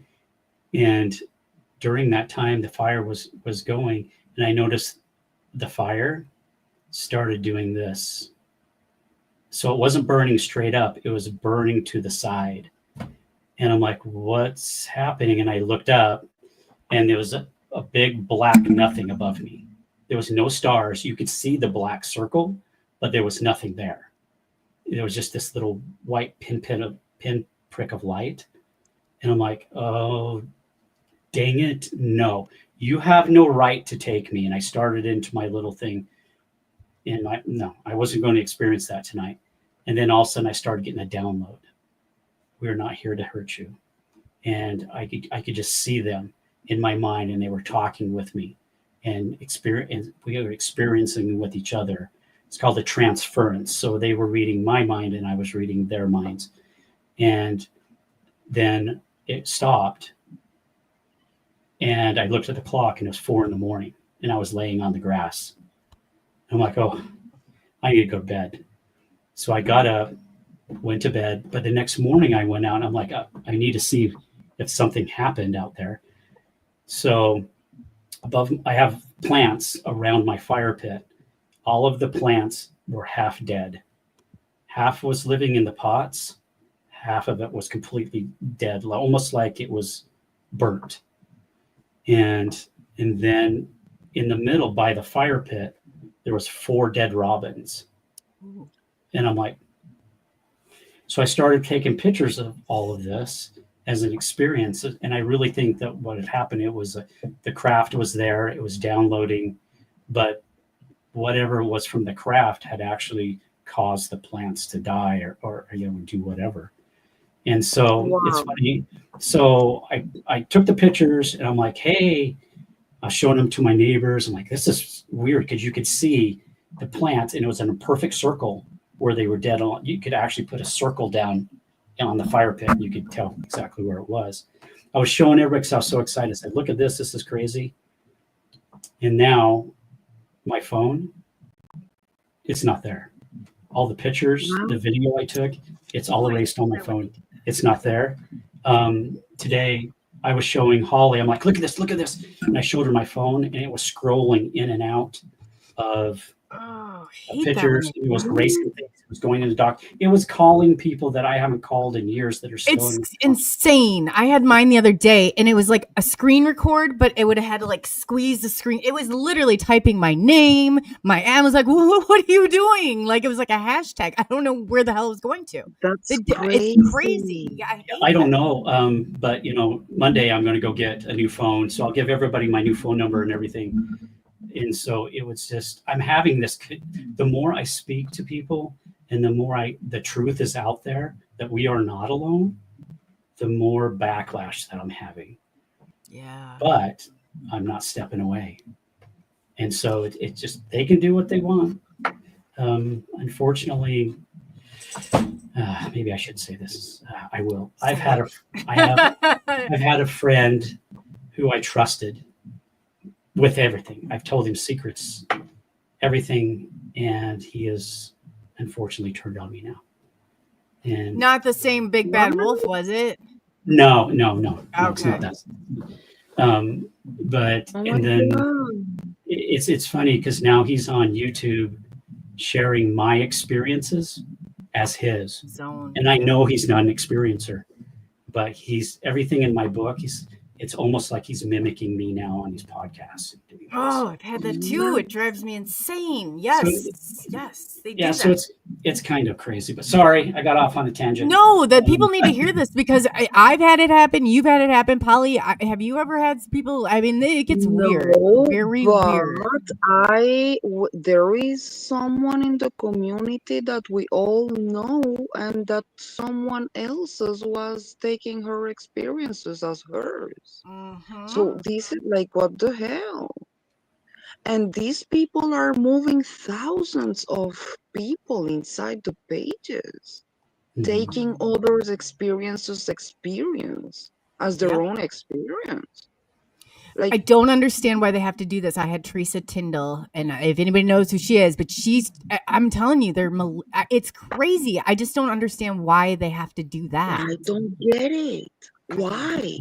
I don't get it either. Are you looking for what? I think they're sad people and they're looking for something that fulfills their soul. And this is a way that they think that fulfills their soul.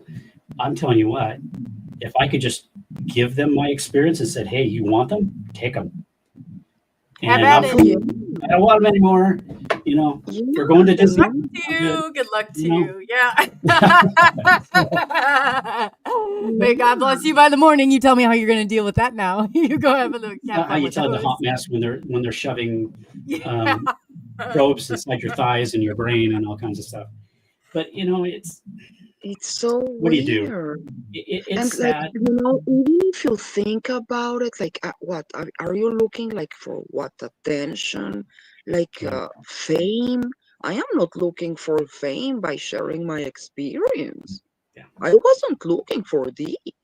I am looking for being truthful here with people that are feeling the same things and not knowing what to do, and I'm trying to be a support here. If this wasn't to be in the media, well, for me it would be better because I don't like these television thing, you know, Mhm. but we don't have another option.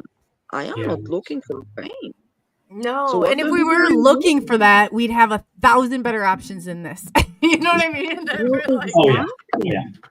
So what Yeah. are you doing? Really? You Yeah. know? I mean, it's like everything else. You know, people get their 15 minutes of fame, which is fine. I mean, if they want to do that, that's great. But I'm here to help you, and that's my responsibility. So Yeah. it is what it is. Did anybody else have any questions? let I me closed check my really. YouTube page, and so Oh, I Oh, don't know. you did close your YouTube page? yeah, I You just don't have. closed it. Okay. Oh no, not closed it, but I Oh, have I both see of what them the. open. I was like, oh gosh, James, what's going on now? Like, you just closed your No, YouTube page. Like, well, oh boy, did we miss something? I should Like, I should have okay. been more specific. Yeah, No, that's okay. It makes me feel better about life. Go ahead. it just yeah, it's James, easier to look at one comment. what do you feel about Atlas? You know, these supposedly alien threatening craft that is coming toward Earth. Have you heard about it? Yeah, I saw a 30 couple of Atlas, Avi 30 Loeb, yeah, is behind it. yeah, I saw yeah. a couple of news feeds on it, and I was reading an article by the what's a university, I can't remember the name of it, about it. But I have not really put any energy into it because most of the stuff you see on the media is just false. It's just propaganda, and I don't know why all of a sudden a 3,000-mile craft Yeah. long. Does anybody Oh. have any idea how long 3,000 miles is? How long is that? Like, I give us an analogy. Anybody know? Like, is that a baseball? I mean, that seems like quite mean, extensive. let's see. I was trying to think how far the United States is. So it's And the size of the United States. Oh, good God. I mean, 3,000 miles is a long way. Like from Utah to California is only 600 miles. So if Oh, you yeah. look at that, I mean, it's quite a while. So anybody in the comments know? Let us know. But I I have a don't question. really. Oh, go ahead. Sorry. Go ahead. No, I just don't know anything about it. Okay. My question is piggybacking off that, like, well, James Gillian says that what's coming, they don't even want any part of what's going on here down on Earth. He believes it's very neutral. It's very, which kind of makes sense, but that's huge. That's a bit extensive for a craft I haven't seen. But my question is the two of you. Aggie Noss is great for asking these questions. So he's like, so you go outside and there's like, Project Bluebeam is, and it's like, and how are other people going to react? I'm more worried about how other people are going to react. If you went outside and you saw like 50 crafts swarming around, what are you going to do? You know, it's funny because you see news feeds all the time where they'll say, "Oh, this is an alien craft that we photographed," or the Tic Tac, and people scroll and they're like, "Yeah, that's nice," and they'll scroll right by it. They won't stop to read it. So the people already here on Earth have already been conditioned. So I really think if there's a lot of craft that actually come, I think they're going to be like, oh wow, something's going on, but it's not going to be like the 1950s, and everybody's going to get the world the world's thing. I think Can you imagine if it was staged? Like, I feel like that would have to be staged if you walk it's out. going to be It's like, staged. yeah. Some of the craft that you see right now, it's not extraterrestrial craft. It's our reverse engineering of these crafts. So what we're seeing, and I firmly believe that the whole Tic Tac thing is our government. Yeah, that's our government ship. We re-engineered it. And So what's your opinion on the allegations on the Tic Tac made by Lockheed and Martin? Why was Jeremy Corbell recording that? That drives me crazy for some reason. Why was he there recording it? And he's in San Diego. That's the only part of it I get tripped up on because I know what a scoundrel he is. So it bothered, like, why would the Navy have Jeremy Corbell come and record that? That to me just like, it's like, man, you have this solid. And here when I find that out, I was like, oh. It's a complete plan. The whole thing is propaganda by the government, by the U.S. Navy, to be able to sue this into going on. And a lot of people are like, oh yeah, I saw the Tic Tac. Well, what do you think about it? I don't care. And that's the reason they're doing it. They're putting us out there a little bit. It's kind of like a frog in a hot pot. So, you know, if you put it in and hot water's going to jump out, if you slowly start turning it up, it's going to be like, yeah, this is kind of nice. And it's going to stay in there till it dies. And that's what the government's doing right now, is they're slowly educating us on what's going on. I wonder who that is down there. See her look at her face. All of a sudden, she's like, "Oh my God, Scott, welcome, Scott, my brother from another mother." Yeah. I was told welcome. to come surprise you. We're glad you did. I was waiting for you. Yeah, I love it. You guys started late, so I didn't know when to come. Oh yeah, that's actually No, my I was fault. waiting for you to hop on. I was like, "Where's Scott? Hey, Where's Jane. Scott?" Yeah. And then he got Big hugs, big brother. Hey Scott, how's it going? I love all your comments that you make.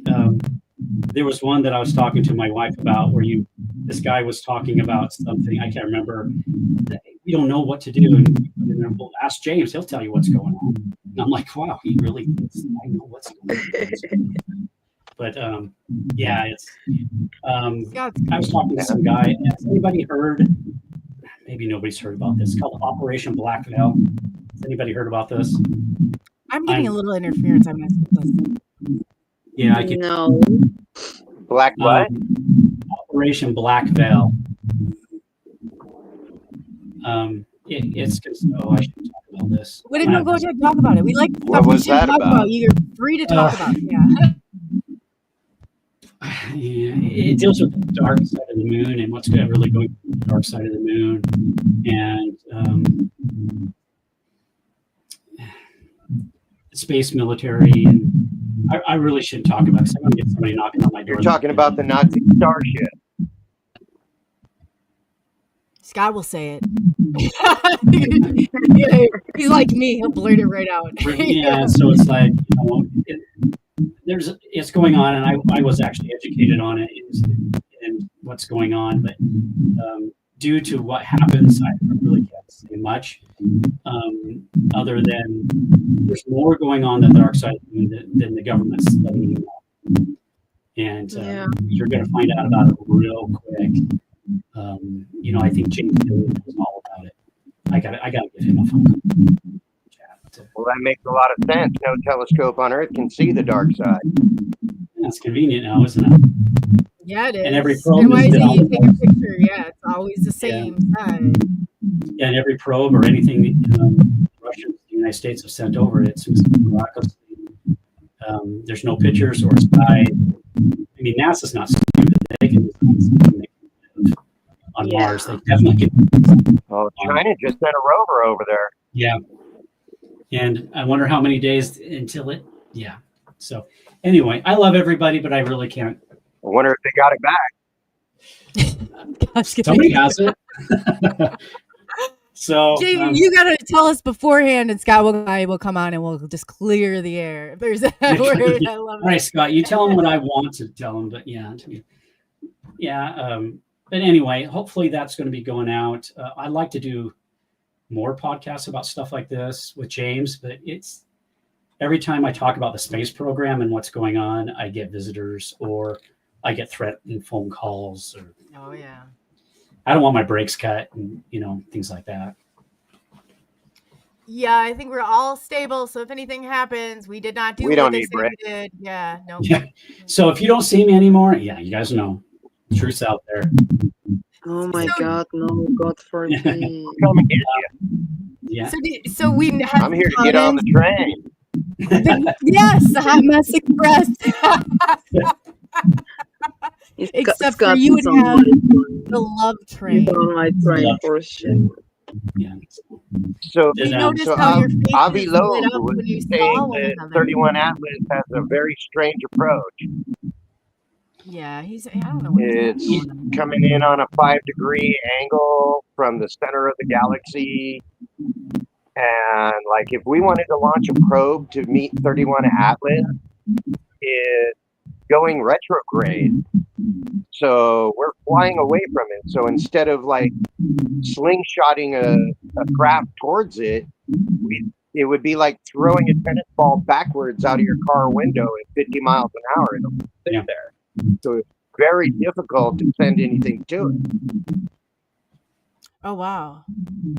So Yeah. what's your take And on he this was guy? saying- You follow this stuff close. What's coming? Are we in a Well, mix of a government psych Bobby ops or Love's a really smart guy, and he's a physicist. He's saying that mathematically, it's highly unlikely that it's just a comet or an asteroid. And NASA's saying it's a comet, but their spectrographic readings of it show no gas.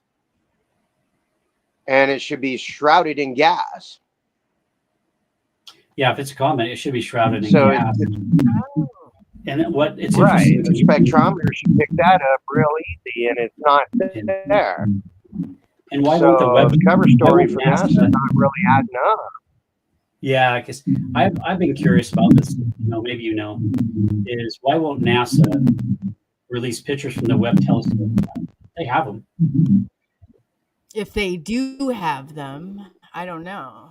I don't know what to think of NASA. I never give straight answers, but I don't know what to think about them. I mean, if they have the most powerful Pictures of a what? Pictures of, because with the Webb telescope you get really incredible pictures because it's not around Earth, it's out in high orbit, and the Webb telescope can take pictures of what's incoming, and I have never seen any. So I don't know. We'll have The to pictures I've seen of Atlas looks like a string of like star modules, and they're all different colors of the rainbow. Yeah. That's interesting too. Scott, you'll have to give us maybe you can come on in here and give us an update on the Atlas. That would be excellent. love that. You seem to know this. That would be awesome. Because you really have this mapped out. You really do. On top of it, you asking me the questions. I see that you're doing it. So Yeah. I'm just a fan. I'm not an experienced. Well, we You can know, change I got into some of the groups through some of my friends, and I found, I also have PTSD from combat, not really from engaging enemy soldiers, but seeing children get killed really screwed me up. I was not prepared for that.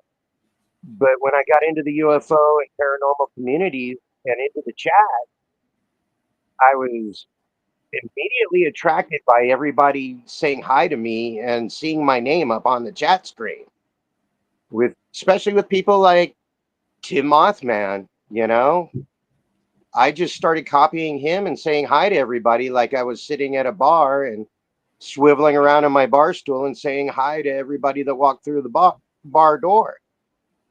And then I eventually realized that the experiencers in the chat, most of them had post-traumatic stress disorder from one encounter or another. And then I found other people like Rodney Lundgren and COLEY and Polly that were and you, James, that are trying to help people figure out what the heck happened to them and what to do about it. So I started looking for answers to try and help them too. Yeah. Anybody. I mean, you don't have to be an experiencer. And you do a lot, Scott. You do, and your humor and the stuff it really helps. It really does. And you are so nice in the chat. You do such a great job. And if I miss a question, we really appreciate you. We really do. Sometimes I just lob questions out. If the hosts are struggling or running out of material, like one time a long time ago, you had a technical glitch. COLEY. Imagine that. And Rodney had to host the show. And he was just like floundering. So I just bombed him with questions just to help it keep going along, And then I had them all up on the screen, and they look like it kind of worked a little bit. Together. You did a good job. Rodney he did not like that at all. I know exactly what show you're talking about. That was horrible. Oh my God. I was waiting for us all to fall off the screen like a bad acid trip. Oh my my God. But yeah, you There's know, been and some moments. sometimes when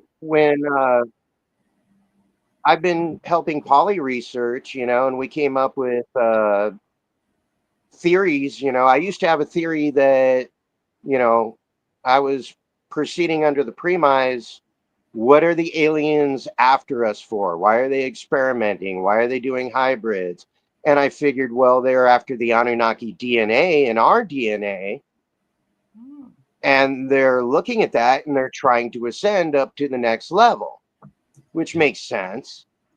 And then actually, Louis and Marquise taught me about epigenetic trauma from 2-3 generations back. And I was like, well, that would also work for love and empathy too. They might be trying to breed that in. And when I told Polly, she wanted to go live immediately and talk about it for 3 hours. That's my girl. Yes. And I was like, well, I don't know a lot about it to really speak to it. I'm just a guy that saw a couple guys talking about it. Whoa, You guys know, should do but a we show. can take it around, see what comes up. And then I was thinking, well, why is Polly there?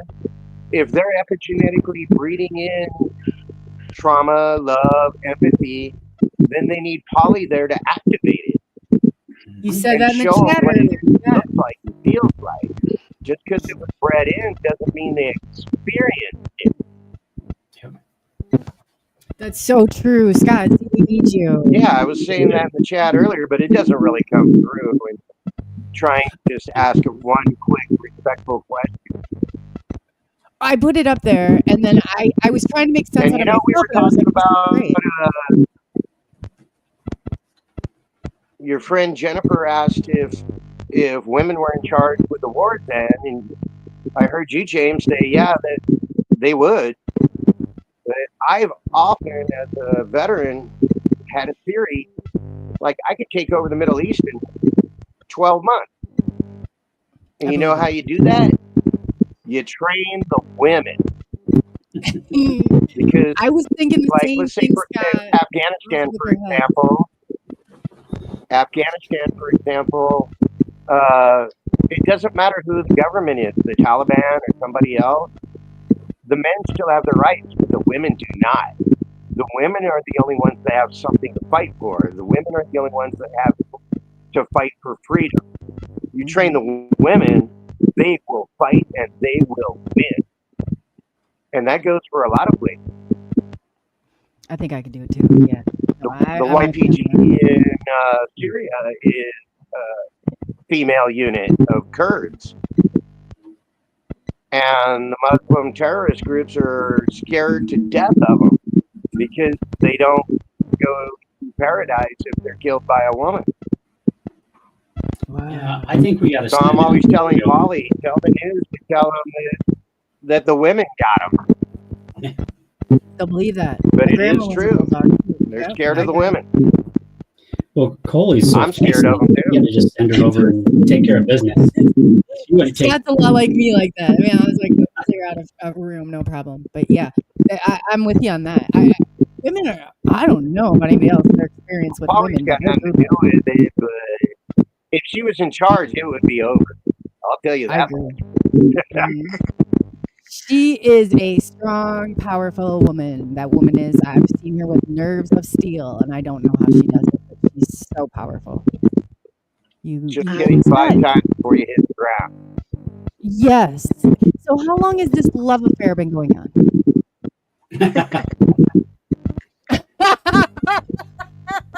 She had me at hello.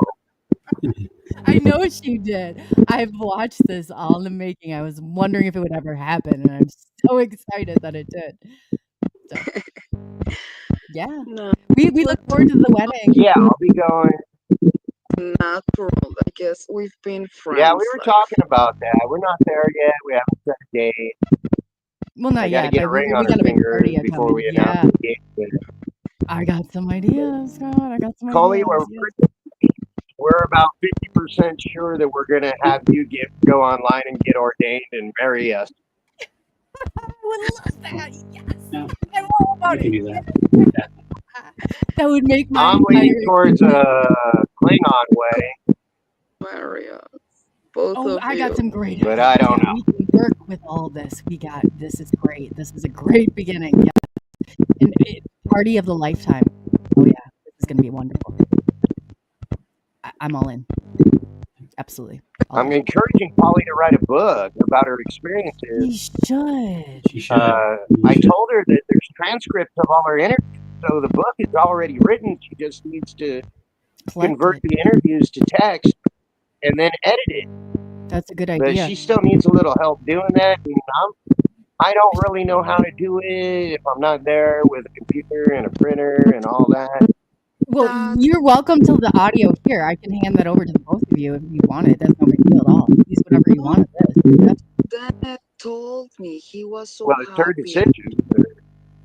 Preston told me he was really willing to help me with the book, but I think I need a little bit more time. There is too much going on right now, and it's Oh yeah, there's a lot going on. Love is in the air. The look on your face, somebody's like, look at Polly just lit up. I said, they both did. This is magical. Yeah, Laura said that. Chat, Laura I did apologize. I can no longer see the chat. That's great. So now we have the upper hand here because Scott's all over it. So yeah, it's nice that everybody can see who you are, Scott. And I would love for you to come and on Atlas because that's fabulous. I'd love to hand that to you. Yeah. And well, there's not really much we can do about it. None of our rockets can really intercept it. I heard they were going to try and divert one of our probes to go intercept it. What the hell is a probe anyway, though? When they say they're going to probe, what does that mean? Like they're not that good yet. At least they're not willing to admit it. But if not you in the government. Information about Atlas, go to our group. Go to my group, to my new group in Facebook. Yeah, I didn't know that was your group, or I would have been pumping it. Now I know. Every single article from Avi Love that he's been publishing is in my Facebook group. So come and join us. I really have there all the information. Is there possible for you to drop the links, Polly? Or I guess I could add them too onto the description. But do you have a link you could throw James to your chat, throw them in the chat so I can get them out there? Or even if you update, I can put them out there too. So that's not a big deal. Yeah, I think you have my. I just don't want to get out of the stream, of the. No, that's okay. Don't stay where you're at. I get that. But maybe Scott, if you can just go to the group, babe, and share it. Just put the link here. I did. I can't figure out how to copy the link and bring it over and paste it. I'm really a novice at that stuff. I can do it real quick. What's the name of it again? Because Polly, I didn't realize it was your group. You do so much with groups. I had no clue. Otherwise, I would have. 50 human. That's right. Area 50 human. Okay, area. So we're gonna look right now. I've seen many interviews with Avi Lowe. So Marquise was on with Louis, and they had Avi on before. His cell phone number is on his website, and he will answer the phone waiting outside, waiting to go to dinner or something, and he will talk to you. Can you forward get that Avi to me? Loeb on the I know phone. somebody who wants to talk to him. James Gillian, I think, wants to talk to him. Can you get it and forward it to me? Or I can look too. I would have to check out. So Area 51. It's my understanding he's not hard to get a hold of at all. Area 50 human. Oh, Area 50 human. Okay. UFO UAP news. That's the whole name. I'm going to find that. Oh, that's awesome. I'm so glad. I am so glad that I know that now. That's yours. Maybe it's on your group. I'll look because I couldn't find it. Avi Loeb got funding to go out into the ocean and recover some material that may be from a craft. I do not know. But he has material that came from outer space and crashed in the ocean. And he did the math and figured out where it was. And NASA told When him, he go did get it. the And he went and got project it. into the, yeah, he was And into that the is Gibbard. How do you real. say that He's in got it English? on his desk in his office. Where did he get it from, Scott? Do you know? I didn't know that. Gibraltar. He was in a whole expedition last year. I didn't know He that. Okay. went into Gibraltar, and how do you say that in English? I don't know. But he had a huge expedition with the Galileo project to find He's out with Harvey. there was like an anomaly inside the sea there. And they went Yeah. undersea to see what's going on. And he brought some stuff. This thing happened the last year. I published everything, but it's so old already. But go I'll to have the to look at Galileo it. project in X, for example. You will find there all the articles. Huh, I'll have to go through that. I And just you heard it mentioned Augie Noah. James, you should know Augie. You guys would have a lot to talk about. Why This is that? guy teaches you how to manifest and focus your energy and all that stuff. He's quite the interesting interview. Yeah. You guys have a lot in common. Yeah, I don't know a lot of people, like big name people. Can you I hear me, know a James? lot Did they get you? He's not as jaded as we are. Yeah, I can hear you. Scott, can you hear? Oh, Scott lost audio now. Polly, you got audio? Yeah. Scott, you're having a technical difficulty, okay? Caused by Check the StreamYard. vector of the moon. Yeah, it's directly from the moon. Yeah, you heard that. Bonus points if you can name the movie that was from. I didn't even catch it. Otherwise, what kind of bonus points? Like how much here? I could maybe think of something. Is it a movie? Do we get a clue? No. Okay. He's not No. It's in the dark. He's not giving it away. I'll have to look. Bonus points if you can name what movie. Check the angular vector of the moon was from. Say that one more time with the what? Yeah. Google didn't hear you the first time. You had to say it louder. You're cheating.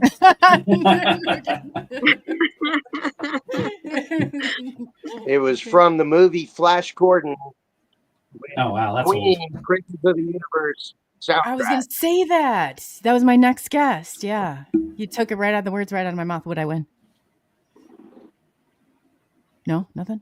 Not a prize. Did I win the booby prize or like the? I mean, nothing. No. This is a tough crowd. This is a tough crowd. I'm still looking for Polly's. Are we still on the train? The Hot Mess Express is right now. That's me. Yeah, I'm the conductor. Hop on in. Like, and if I don't like you, I'm gonna throw you right off. No, I'm joking. That was a beautiful analogy. And I'm so glad we are going with it home. Like, I love it. That's the best analogy, Polly. You nailed that one, girl. You nailed it. That's awesome. That's awesome.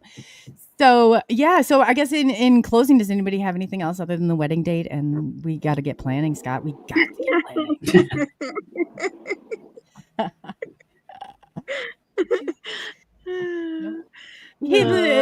This he's waiting. It's like he sets me up. He knows me too well. God, man. No, I want to say thank you so much, guys. This was really beautiful. Tim Mothman came through. Sorry, there's. Well, that was the Polly and Jane thing. Yeah. What? The day. We got your group up here, right? Yeah, Tim Mothman got it. So thank you, Tim. Because I was like looking and I don't know. So now I'm going to join Israel, I got to take James with me. Why James? Why not me? Yeah. Why James? We said maybe we will make a live from Jerusalem. Yeah, Scott. Why not me too? Don't. I have like Scott. Why not me? Yeah, so Scott, don't be hating now. All of us can go. we go one, we go all, Scott. We go one, we go all, right? Mm-hmm. We're going. James and I said we'd go. I'll go. I'll be good. Yeah. We're ready. We're ready whenever you are. Yeah, sorry. I went. Amazing. I love you all so much. I love you. We love. Yeah, I just like. And my soul needed this tonight. Scott, I'm gonna punch you next time I see you. Scott, who do you think would win if you and I were battling? Do you think I could take you? I know you can take it. He's not saying a word. I love this. It's like I'm just trying to. It's like one of those people that are outside the king and queen. No QAnon for me, thank you. But that's cute. I love a good conspiracy. Says my tattoo. Yeah. No, that's amazing. Yeah. No, I'll get you, Scott. I'm coming. We got big plans though for Polly. So what are you James, in? you got anything on the TikTok? What's up with Ross Coulter saying it's Lockheed Martin? It's true. It's not alien. It's not extraterrestrial. It's us.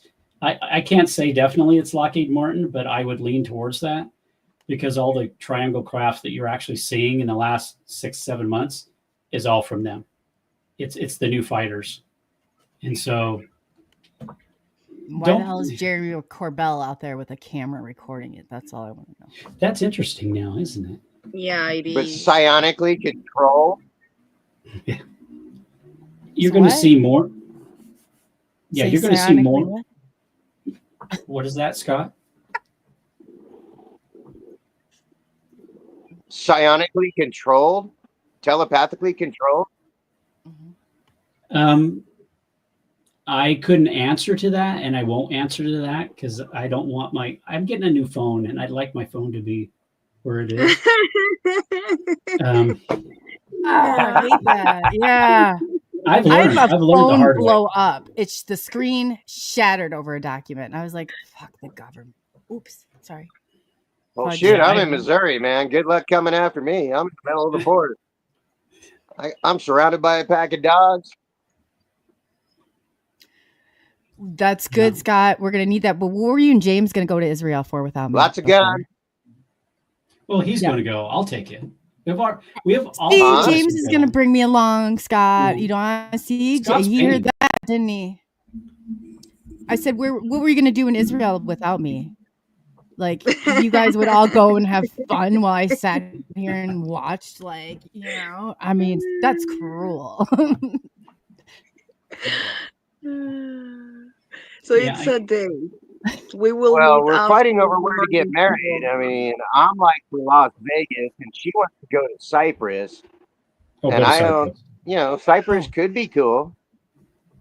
Oh yeah, might be able to max flight there with my military benefits. Did you say that you guys were talking about where you were getting married at? Did I just hear that? Did I hear that? Did you just say that you were talking about where to get married? You have this is a lot deeper than I even thought. Yeah, this is covert right here. This is Black Ops stuff going on. Oh yeah. This is love in the making. Black Ops. No. I can't announce the engagement until I get the ring on her finger. Well, what are you waiting for? Right. Scott, it's not going to be a bubblegum machine ring either. It's going to be the real deal. Ooh. Do you know you can go to a store? I'm working on it. I got to get a passport. You're going to go firsthand. I'm going to have to fight my way through about 150 ICE agents. You need me, Scott. You need me for this. I can help maneuver through, right? Take me with. I'll record. How great would that be? I can bluff. COLEY, distract the guards. I can too. I got it. I got you. I promise. This is the perfect opportunity for me. I might not make it with you, but I would at least feel like I did my part. No problem. I got it. You wouldn't believe some of the stuff I can do. Amazing. Okay. No, I mean like disguise wise. Like I think that you have no idea. Like I like have a little game in my head, and it's fun for me for whatever reason to like. There's stuff like that I live for. I do, Scott. I'm the perfect candidate. Take me with. You need me. You just don't realize it yet, but you need me. Mm-hmm. I'm not saying anything. She's gonna go full Fu Manchu on him. Oh yeah. It's going to be worth the while. It's going to be pure entertainment alone. Master of disguise. Oh, yeah. And then when you look back and then I tell the story, people are like, you didn't. I was like, I did. Here's a theory for you. So what's that? We were talking about the hybrid programs. And ancient texts show that Anunnaki created Homo sapiens by mixing their DNA with proto-humans. I'm wondering, how many tries did that take? Because if they mix their DNA with a different proto-human, let's say a Neanderthal, could that have created Bigfoot and made like Ooh. some super space monkey that can turn invisible? I mean, why would we be the only ones here? You need to Right. That makes sense. understand that when Scott asks those questions, last Saturday, we didn't notice, but we talked for 11 hours on the phone. Oh, look at that. They're talking through the night for 11 hours straight. This is great. We Oh. couldn't believe it. But it's like, you start talking about this stuff and it doesn't end. Now, this theory that he just talked about, well, I was thinking about it too, because it makes sense. What if, for example, not only what Scott asked now, but what if Bigfoot was a human experiment on humans, Ooh, for that would example? answer some questions. Or an So, Anunnaki experiment. If they created exactly. us, they might have created more than one thing.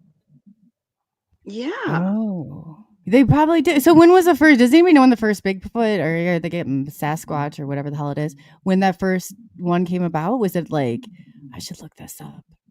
Wow, you guys just made my brain spin just for a second. Wow. Huh. Oh, it goes back thousands of years of legend. I mean, there's giants, there's red giants all throughout history, written history, recorded history, ancient Sumerian. I'm just wondering if they like David and emerged Goliath together. was Goliath had to be some sort of cryptid, right? I don't know. Yes, he was. Goes back thousands of years. I don't know that story very well. Actually, if you go here to the ruins where Goliath was, Well, if they created us, they created this Bigfoot one. too. Well, for your honeymoon that we're coming along on to document, Why let's the go heck not? there. Right. Why the heck not? Let's go there for your honeymoon. And then we don't even know what's under the ocean. No. Mm-mm. We'll go there too, Scott, for your honeymoon.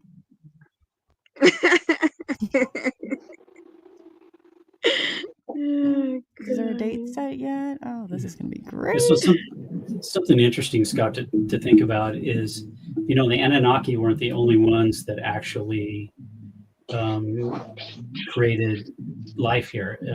There's several beings that actually did it. The what? There's several beings that actually The created life Anunnaki. long before the Anunnaki were here. Like the Arcturians and things brought beings from another dimension to be here. And Right. Well, we were talking about it Don't on end. the interview Honeymoon. that I had with Barbara, because, in my case, I saw the mantis and the Where? little grapes, but Barbara was with going on the a Bigfoot hunt? Arcturians. Mhm. Barbara was with the Arcturians having the hybridization program, so maybe I carry they my are sidearm in the all woods, but maybe I wouldn't they are shoot all Bigfoot unless doing he the attacked me hybridization or somebody else in my program. party. yeah, But if it was just me, he'd probably get me because I would not shoot him. We're going to make a taco out of Scott. It's no longer Rob. We're going to make a taco out of Scott for the Bigfoot. That'd be great. Scott, you're willing to do that? Okay, great. I think that his silence is an admittance. He's going to do that. So who's Barbara, Polly? Maybe I missed who Barbara was. She sounds interesting. Oh no, I told you before, she's an Right? experiencer. She's an experiencer There's from, definitely I something think, going on, and they were taking her eggs from her, Scott, and she started Scott is miscarrying. in delay. She'd be pregnant, and then it would go away. I love you, Scott. You're funny.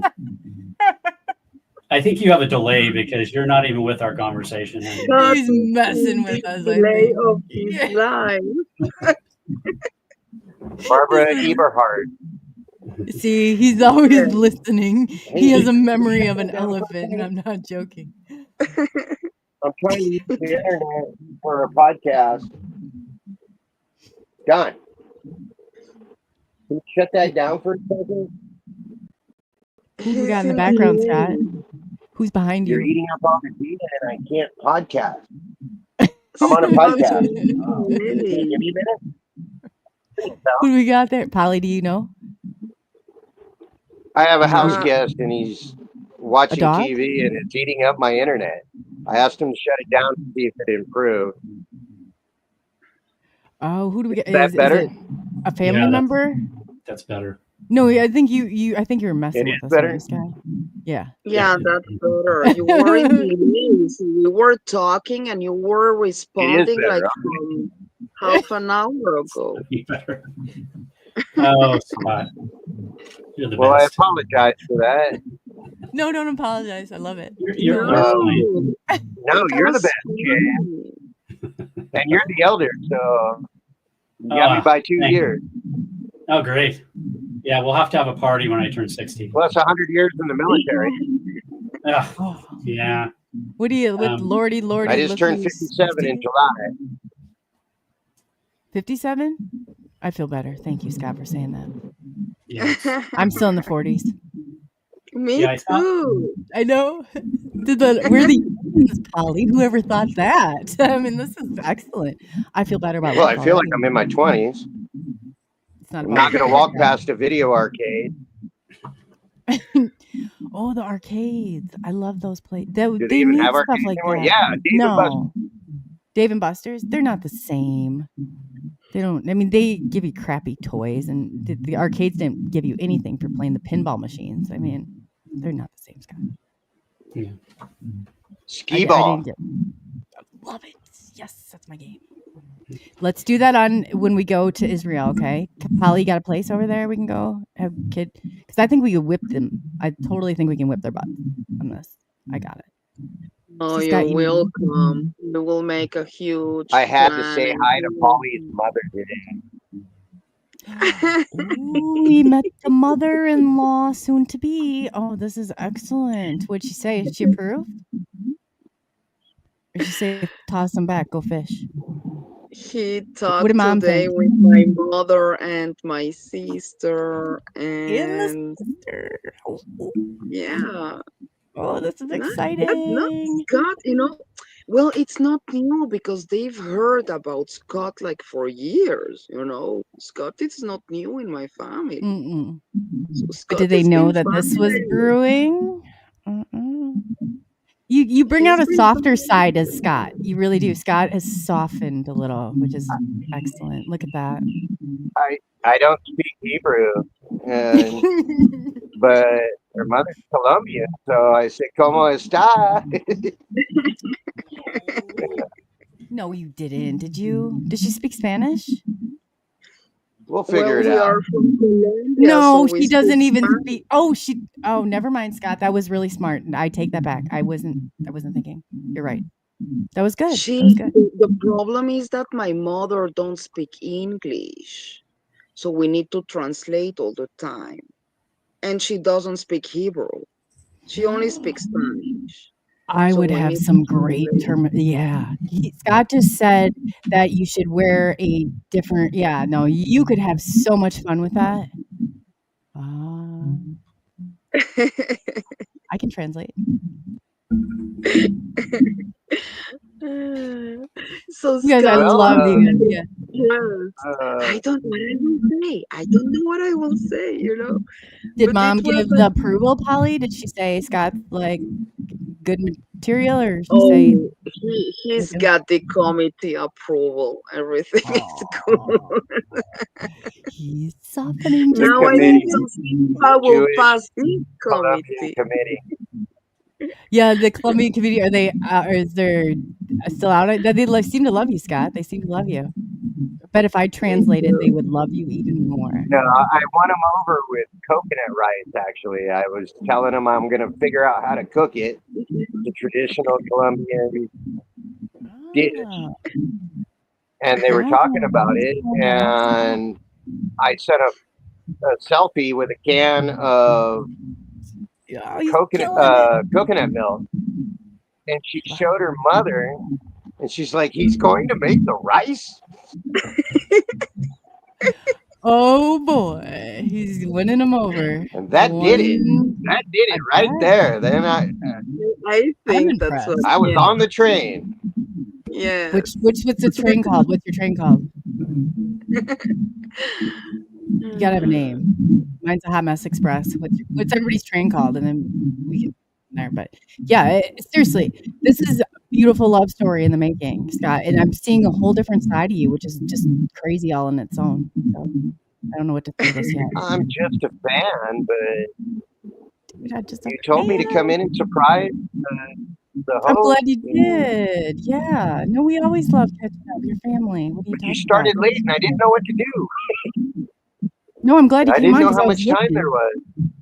We were waiting for you. I was waiting I'm for you. supposed to be on for the last 15 minutes. And you were a bit tardy, but hey, it's better late than never. That's the way I see it.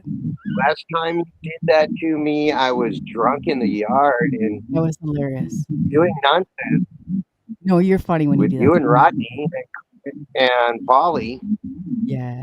and it That was was awesome. hilarious. I go back and watch it quite often, actually. You should clip it. That was great. And then he says to me after, I didn't know that I was the only one going on, or I would have. It's like, that's the best. Yeah. No, I love it. I love It was it. some crazy diatribe, like if it makes the hair on the back of your neck stand up, or goes You bump reached- in the night and contact Coley and Rodney, if it slices, dices, circumcises, makes thousands of French fries, or makes your wife bitchy on the weekend.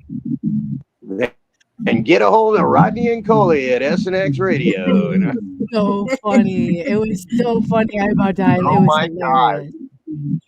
Just like the one you sent me of the broom when you were jamming to that song. That was hilarious, Scott. Like you do stuff like that. It's so fucking or it's so funny. Like I'm letting my guard like talking like a sailor now. But yeah, you're funny. You're definitely funny. I can't wait to hear what your new mom. If I had my way, I'd be wearing a clamp light metal lampshade with old TV rabbit ears attached to the top, and maybe some LED lights on it. I bet you're fun during Christmas time. I bet you're a lot of fun during Christmas. Make a nice foil hat. Tinfoil. Yeah, you can. Why you go can with put a foil whole- when you can go with solid aluminum? Yeah, why go with loyal when you can go tinfoil? That has a ring to it, Scott. That has a ring to it. So I guess before these lovebirds continue this conversation through the night and day, because it's probably already daytime. Is there anything in closing that everybody want to leave? Oh, the sun audience? came up behind Polly. You see? I see it. Yeah. I would Morning. retract. If I didn't get sleep, I'd be like, oh, yeah, I know. Good morning, baby. Oh, look at Good morning, my that. Oh, love. sunshine. I can feel that. Yeah. Good morning, my king. Guys, I love you Yeah, very follow much. James Kelly's lead. Do I say that? I love you endlessly, and Follow James. it If was a whatever you do, do it with pleasure love and be excellent to each other. Scott. Is this censorship, Scott? Are you censoring this conversation? Because I feel that way right now. I have a delay. I'm sorry. You're I'm cutting everybody off. No, you're No. not. I love it. But you are jumped all right over on there. Yeah, you didn't miss a beat on. You didn't have a delay on that one. No, you didn't miss a beat on that one. You know, we're on you. All that tape behind me. I got my air conditioner taped into the window. At least it stays better than nowhere, right? See, Polly, did you know he was such a fix-it, like Mr. Fix-It? Like that right there. I mean, He did, right there yeah. alone. Finally, he did. We're Oh, working. it's been for a while? Oh. Did you fix your car the other day, Scott? Did that get done? Just checking in. Nope. I'm just, Fixed trying half to of the take car. care of him from here. So I'm trying to do the best I can. Right, Oh, you guys are babe? going to make it. This is beautiful. So yeah, I guess in closing, we'll definitely catch up because this is definitely what my soul needed. So I appreciate Holly and James and Scott. He's going to be giving us Atlas or three. What is it? 3I 3 1.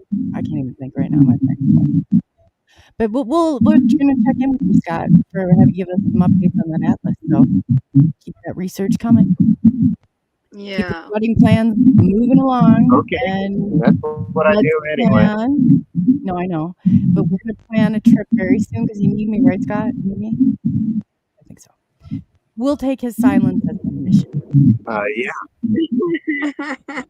Oh, that reminds me. You guys touched on a point earlier where sometimes you smile at somebody and say hello, and it's all they got to go on for the day. I live out in the country, and I'll drive by people's houses, and there'll be some old person sitting on the porch, and I'll honk and wave at them. And I'll look in the rearview mirror, and they're standing up like, who is that? That was the highlight of their day. So don't think you can't make a difference with one small little gesture. That's awesome. It's important. That's awesome. Yeah, no, that For kind some of puts people, that was everything the in most perspective. important thing of the day. I would love it if you came by my house wave, and I bet it would be like every day it would be just like something new. Like, I bet you have like all sorts of gimmicks when you go past. I bet that does make their day. So thank you for doing that. I have stories. That's awesome. And Polly, do you want to? You have a story? What you said? No, stories of driving by people and waving and I bet that makes your day. shooting glitter out of my car, whatever. I bet you Smoke do. bombs, That's fireworks. the good part. Yeah, would having? I bet you. Oh God, I can't even imagine. Some of the stuff you do is so funny that I can't even put words to it. It's hilarious. Polly, is there something you want to leave the audience with? I mean, other than love is in the air. I want to tell you guys that I am super proud of you. Oh, James, COLEY, really thank you so much for this opportunity. It was an honor. And James, really COLEY knows, but I'm here for you too. Sometimes we just need that little space to talk, and we are really family. So just count on us for whatever you need, you guys. yes. And well, Scott, you are my king, so I need a bigger heart. I thought you were going to say a bigger house. Oh. Keep sharing your stories, and we are disclosure, so let's do it. Stay Happening now. humane. That's the whole point. Stay humane and support each other. That's all. I love that. James? The only thing I have in closing is love each other, take care of each other, be kind to each other. That's it. Absolutely. That's awesome. And I agree with you on that. Yeah. But we need you guys to soften the world. Amen.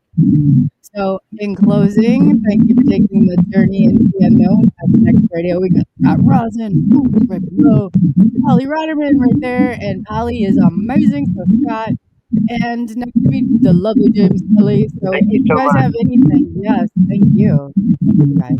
We look forward to getting updates on this love that's occurring below because I'm telling you guys, this is going big. It's like the love story of the century. So stay tuned, and we will be seeing you shortly.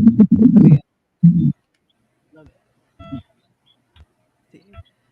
Scott, it's StreamYard, I swear.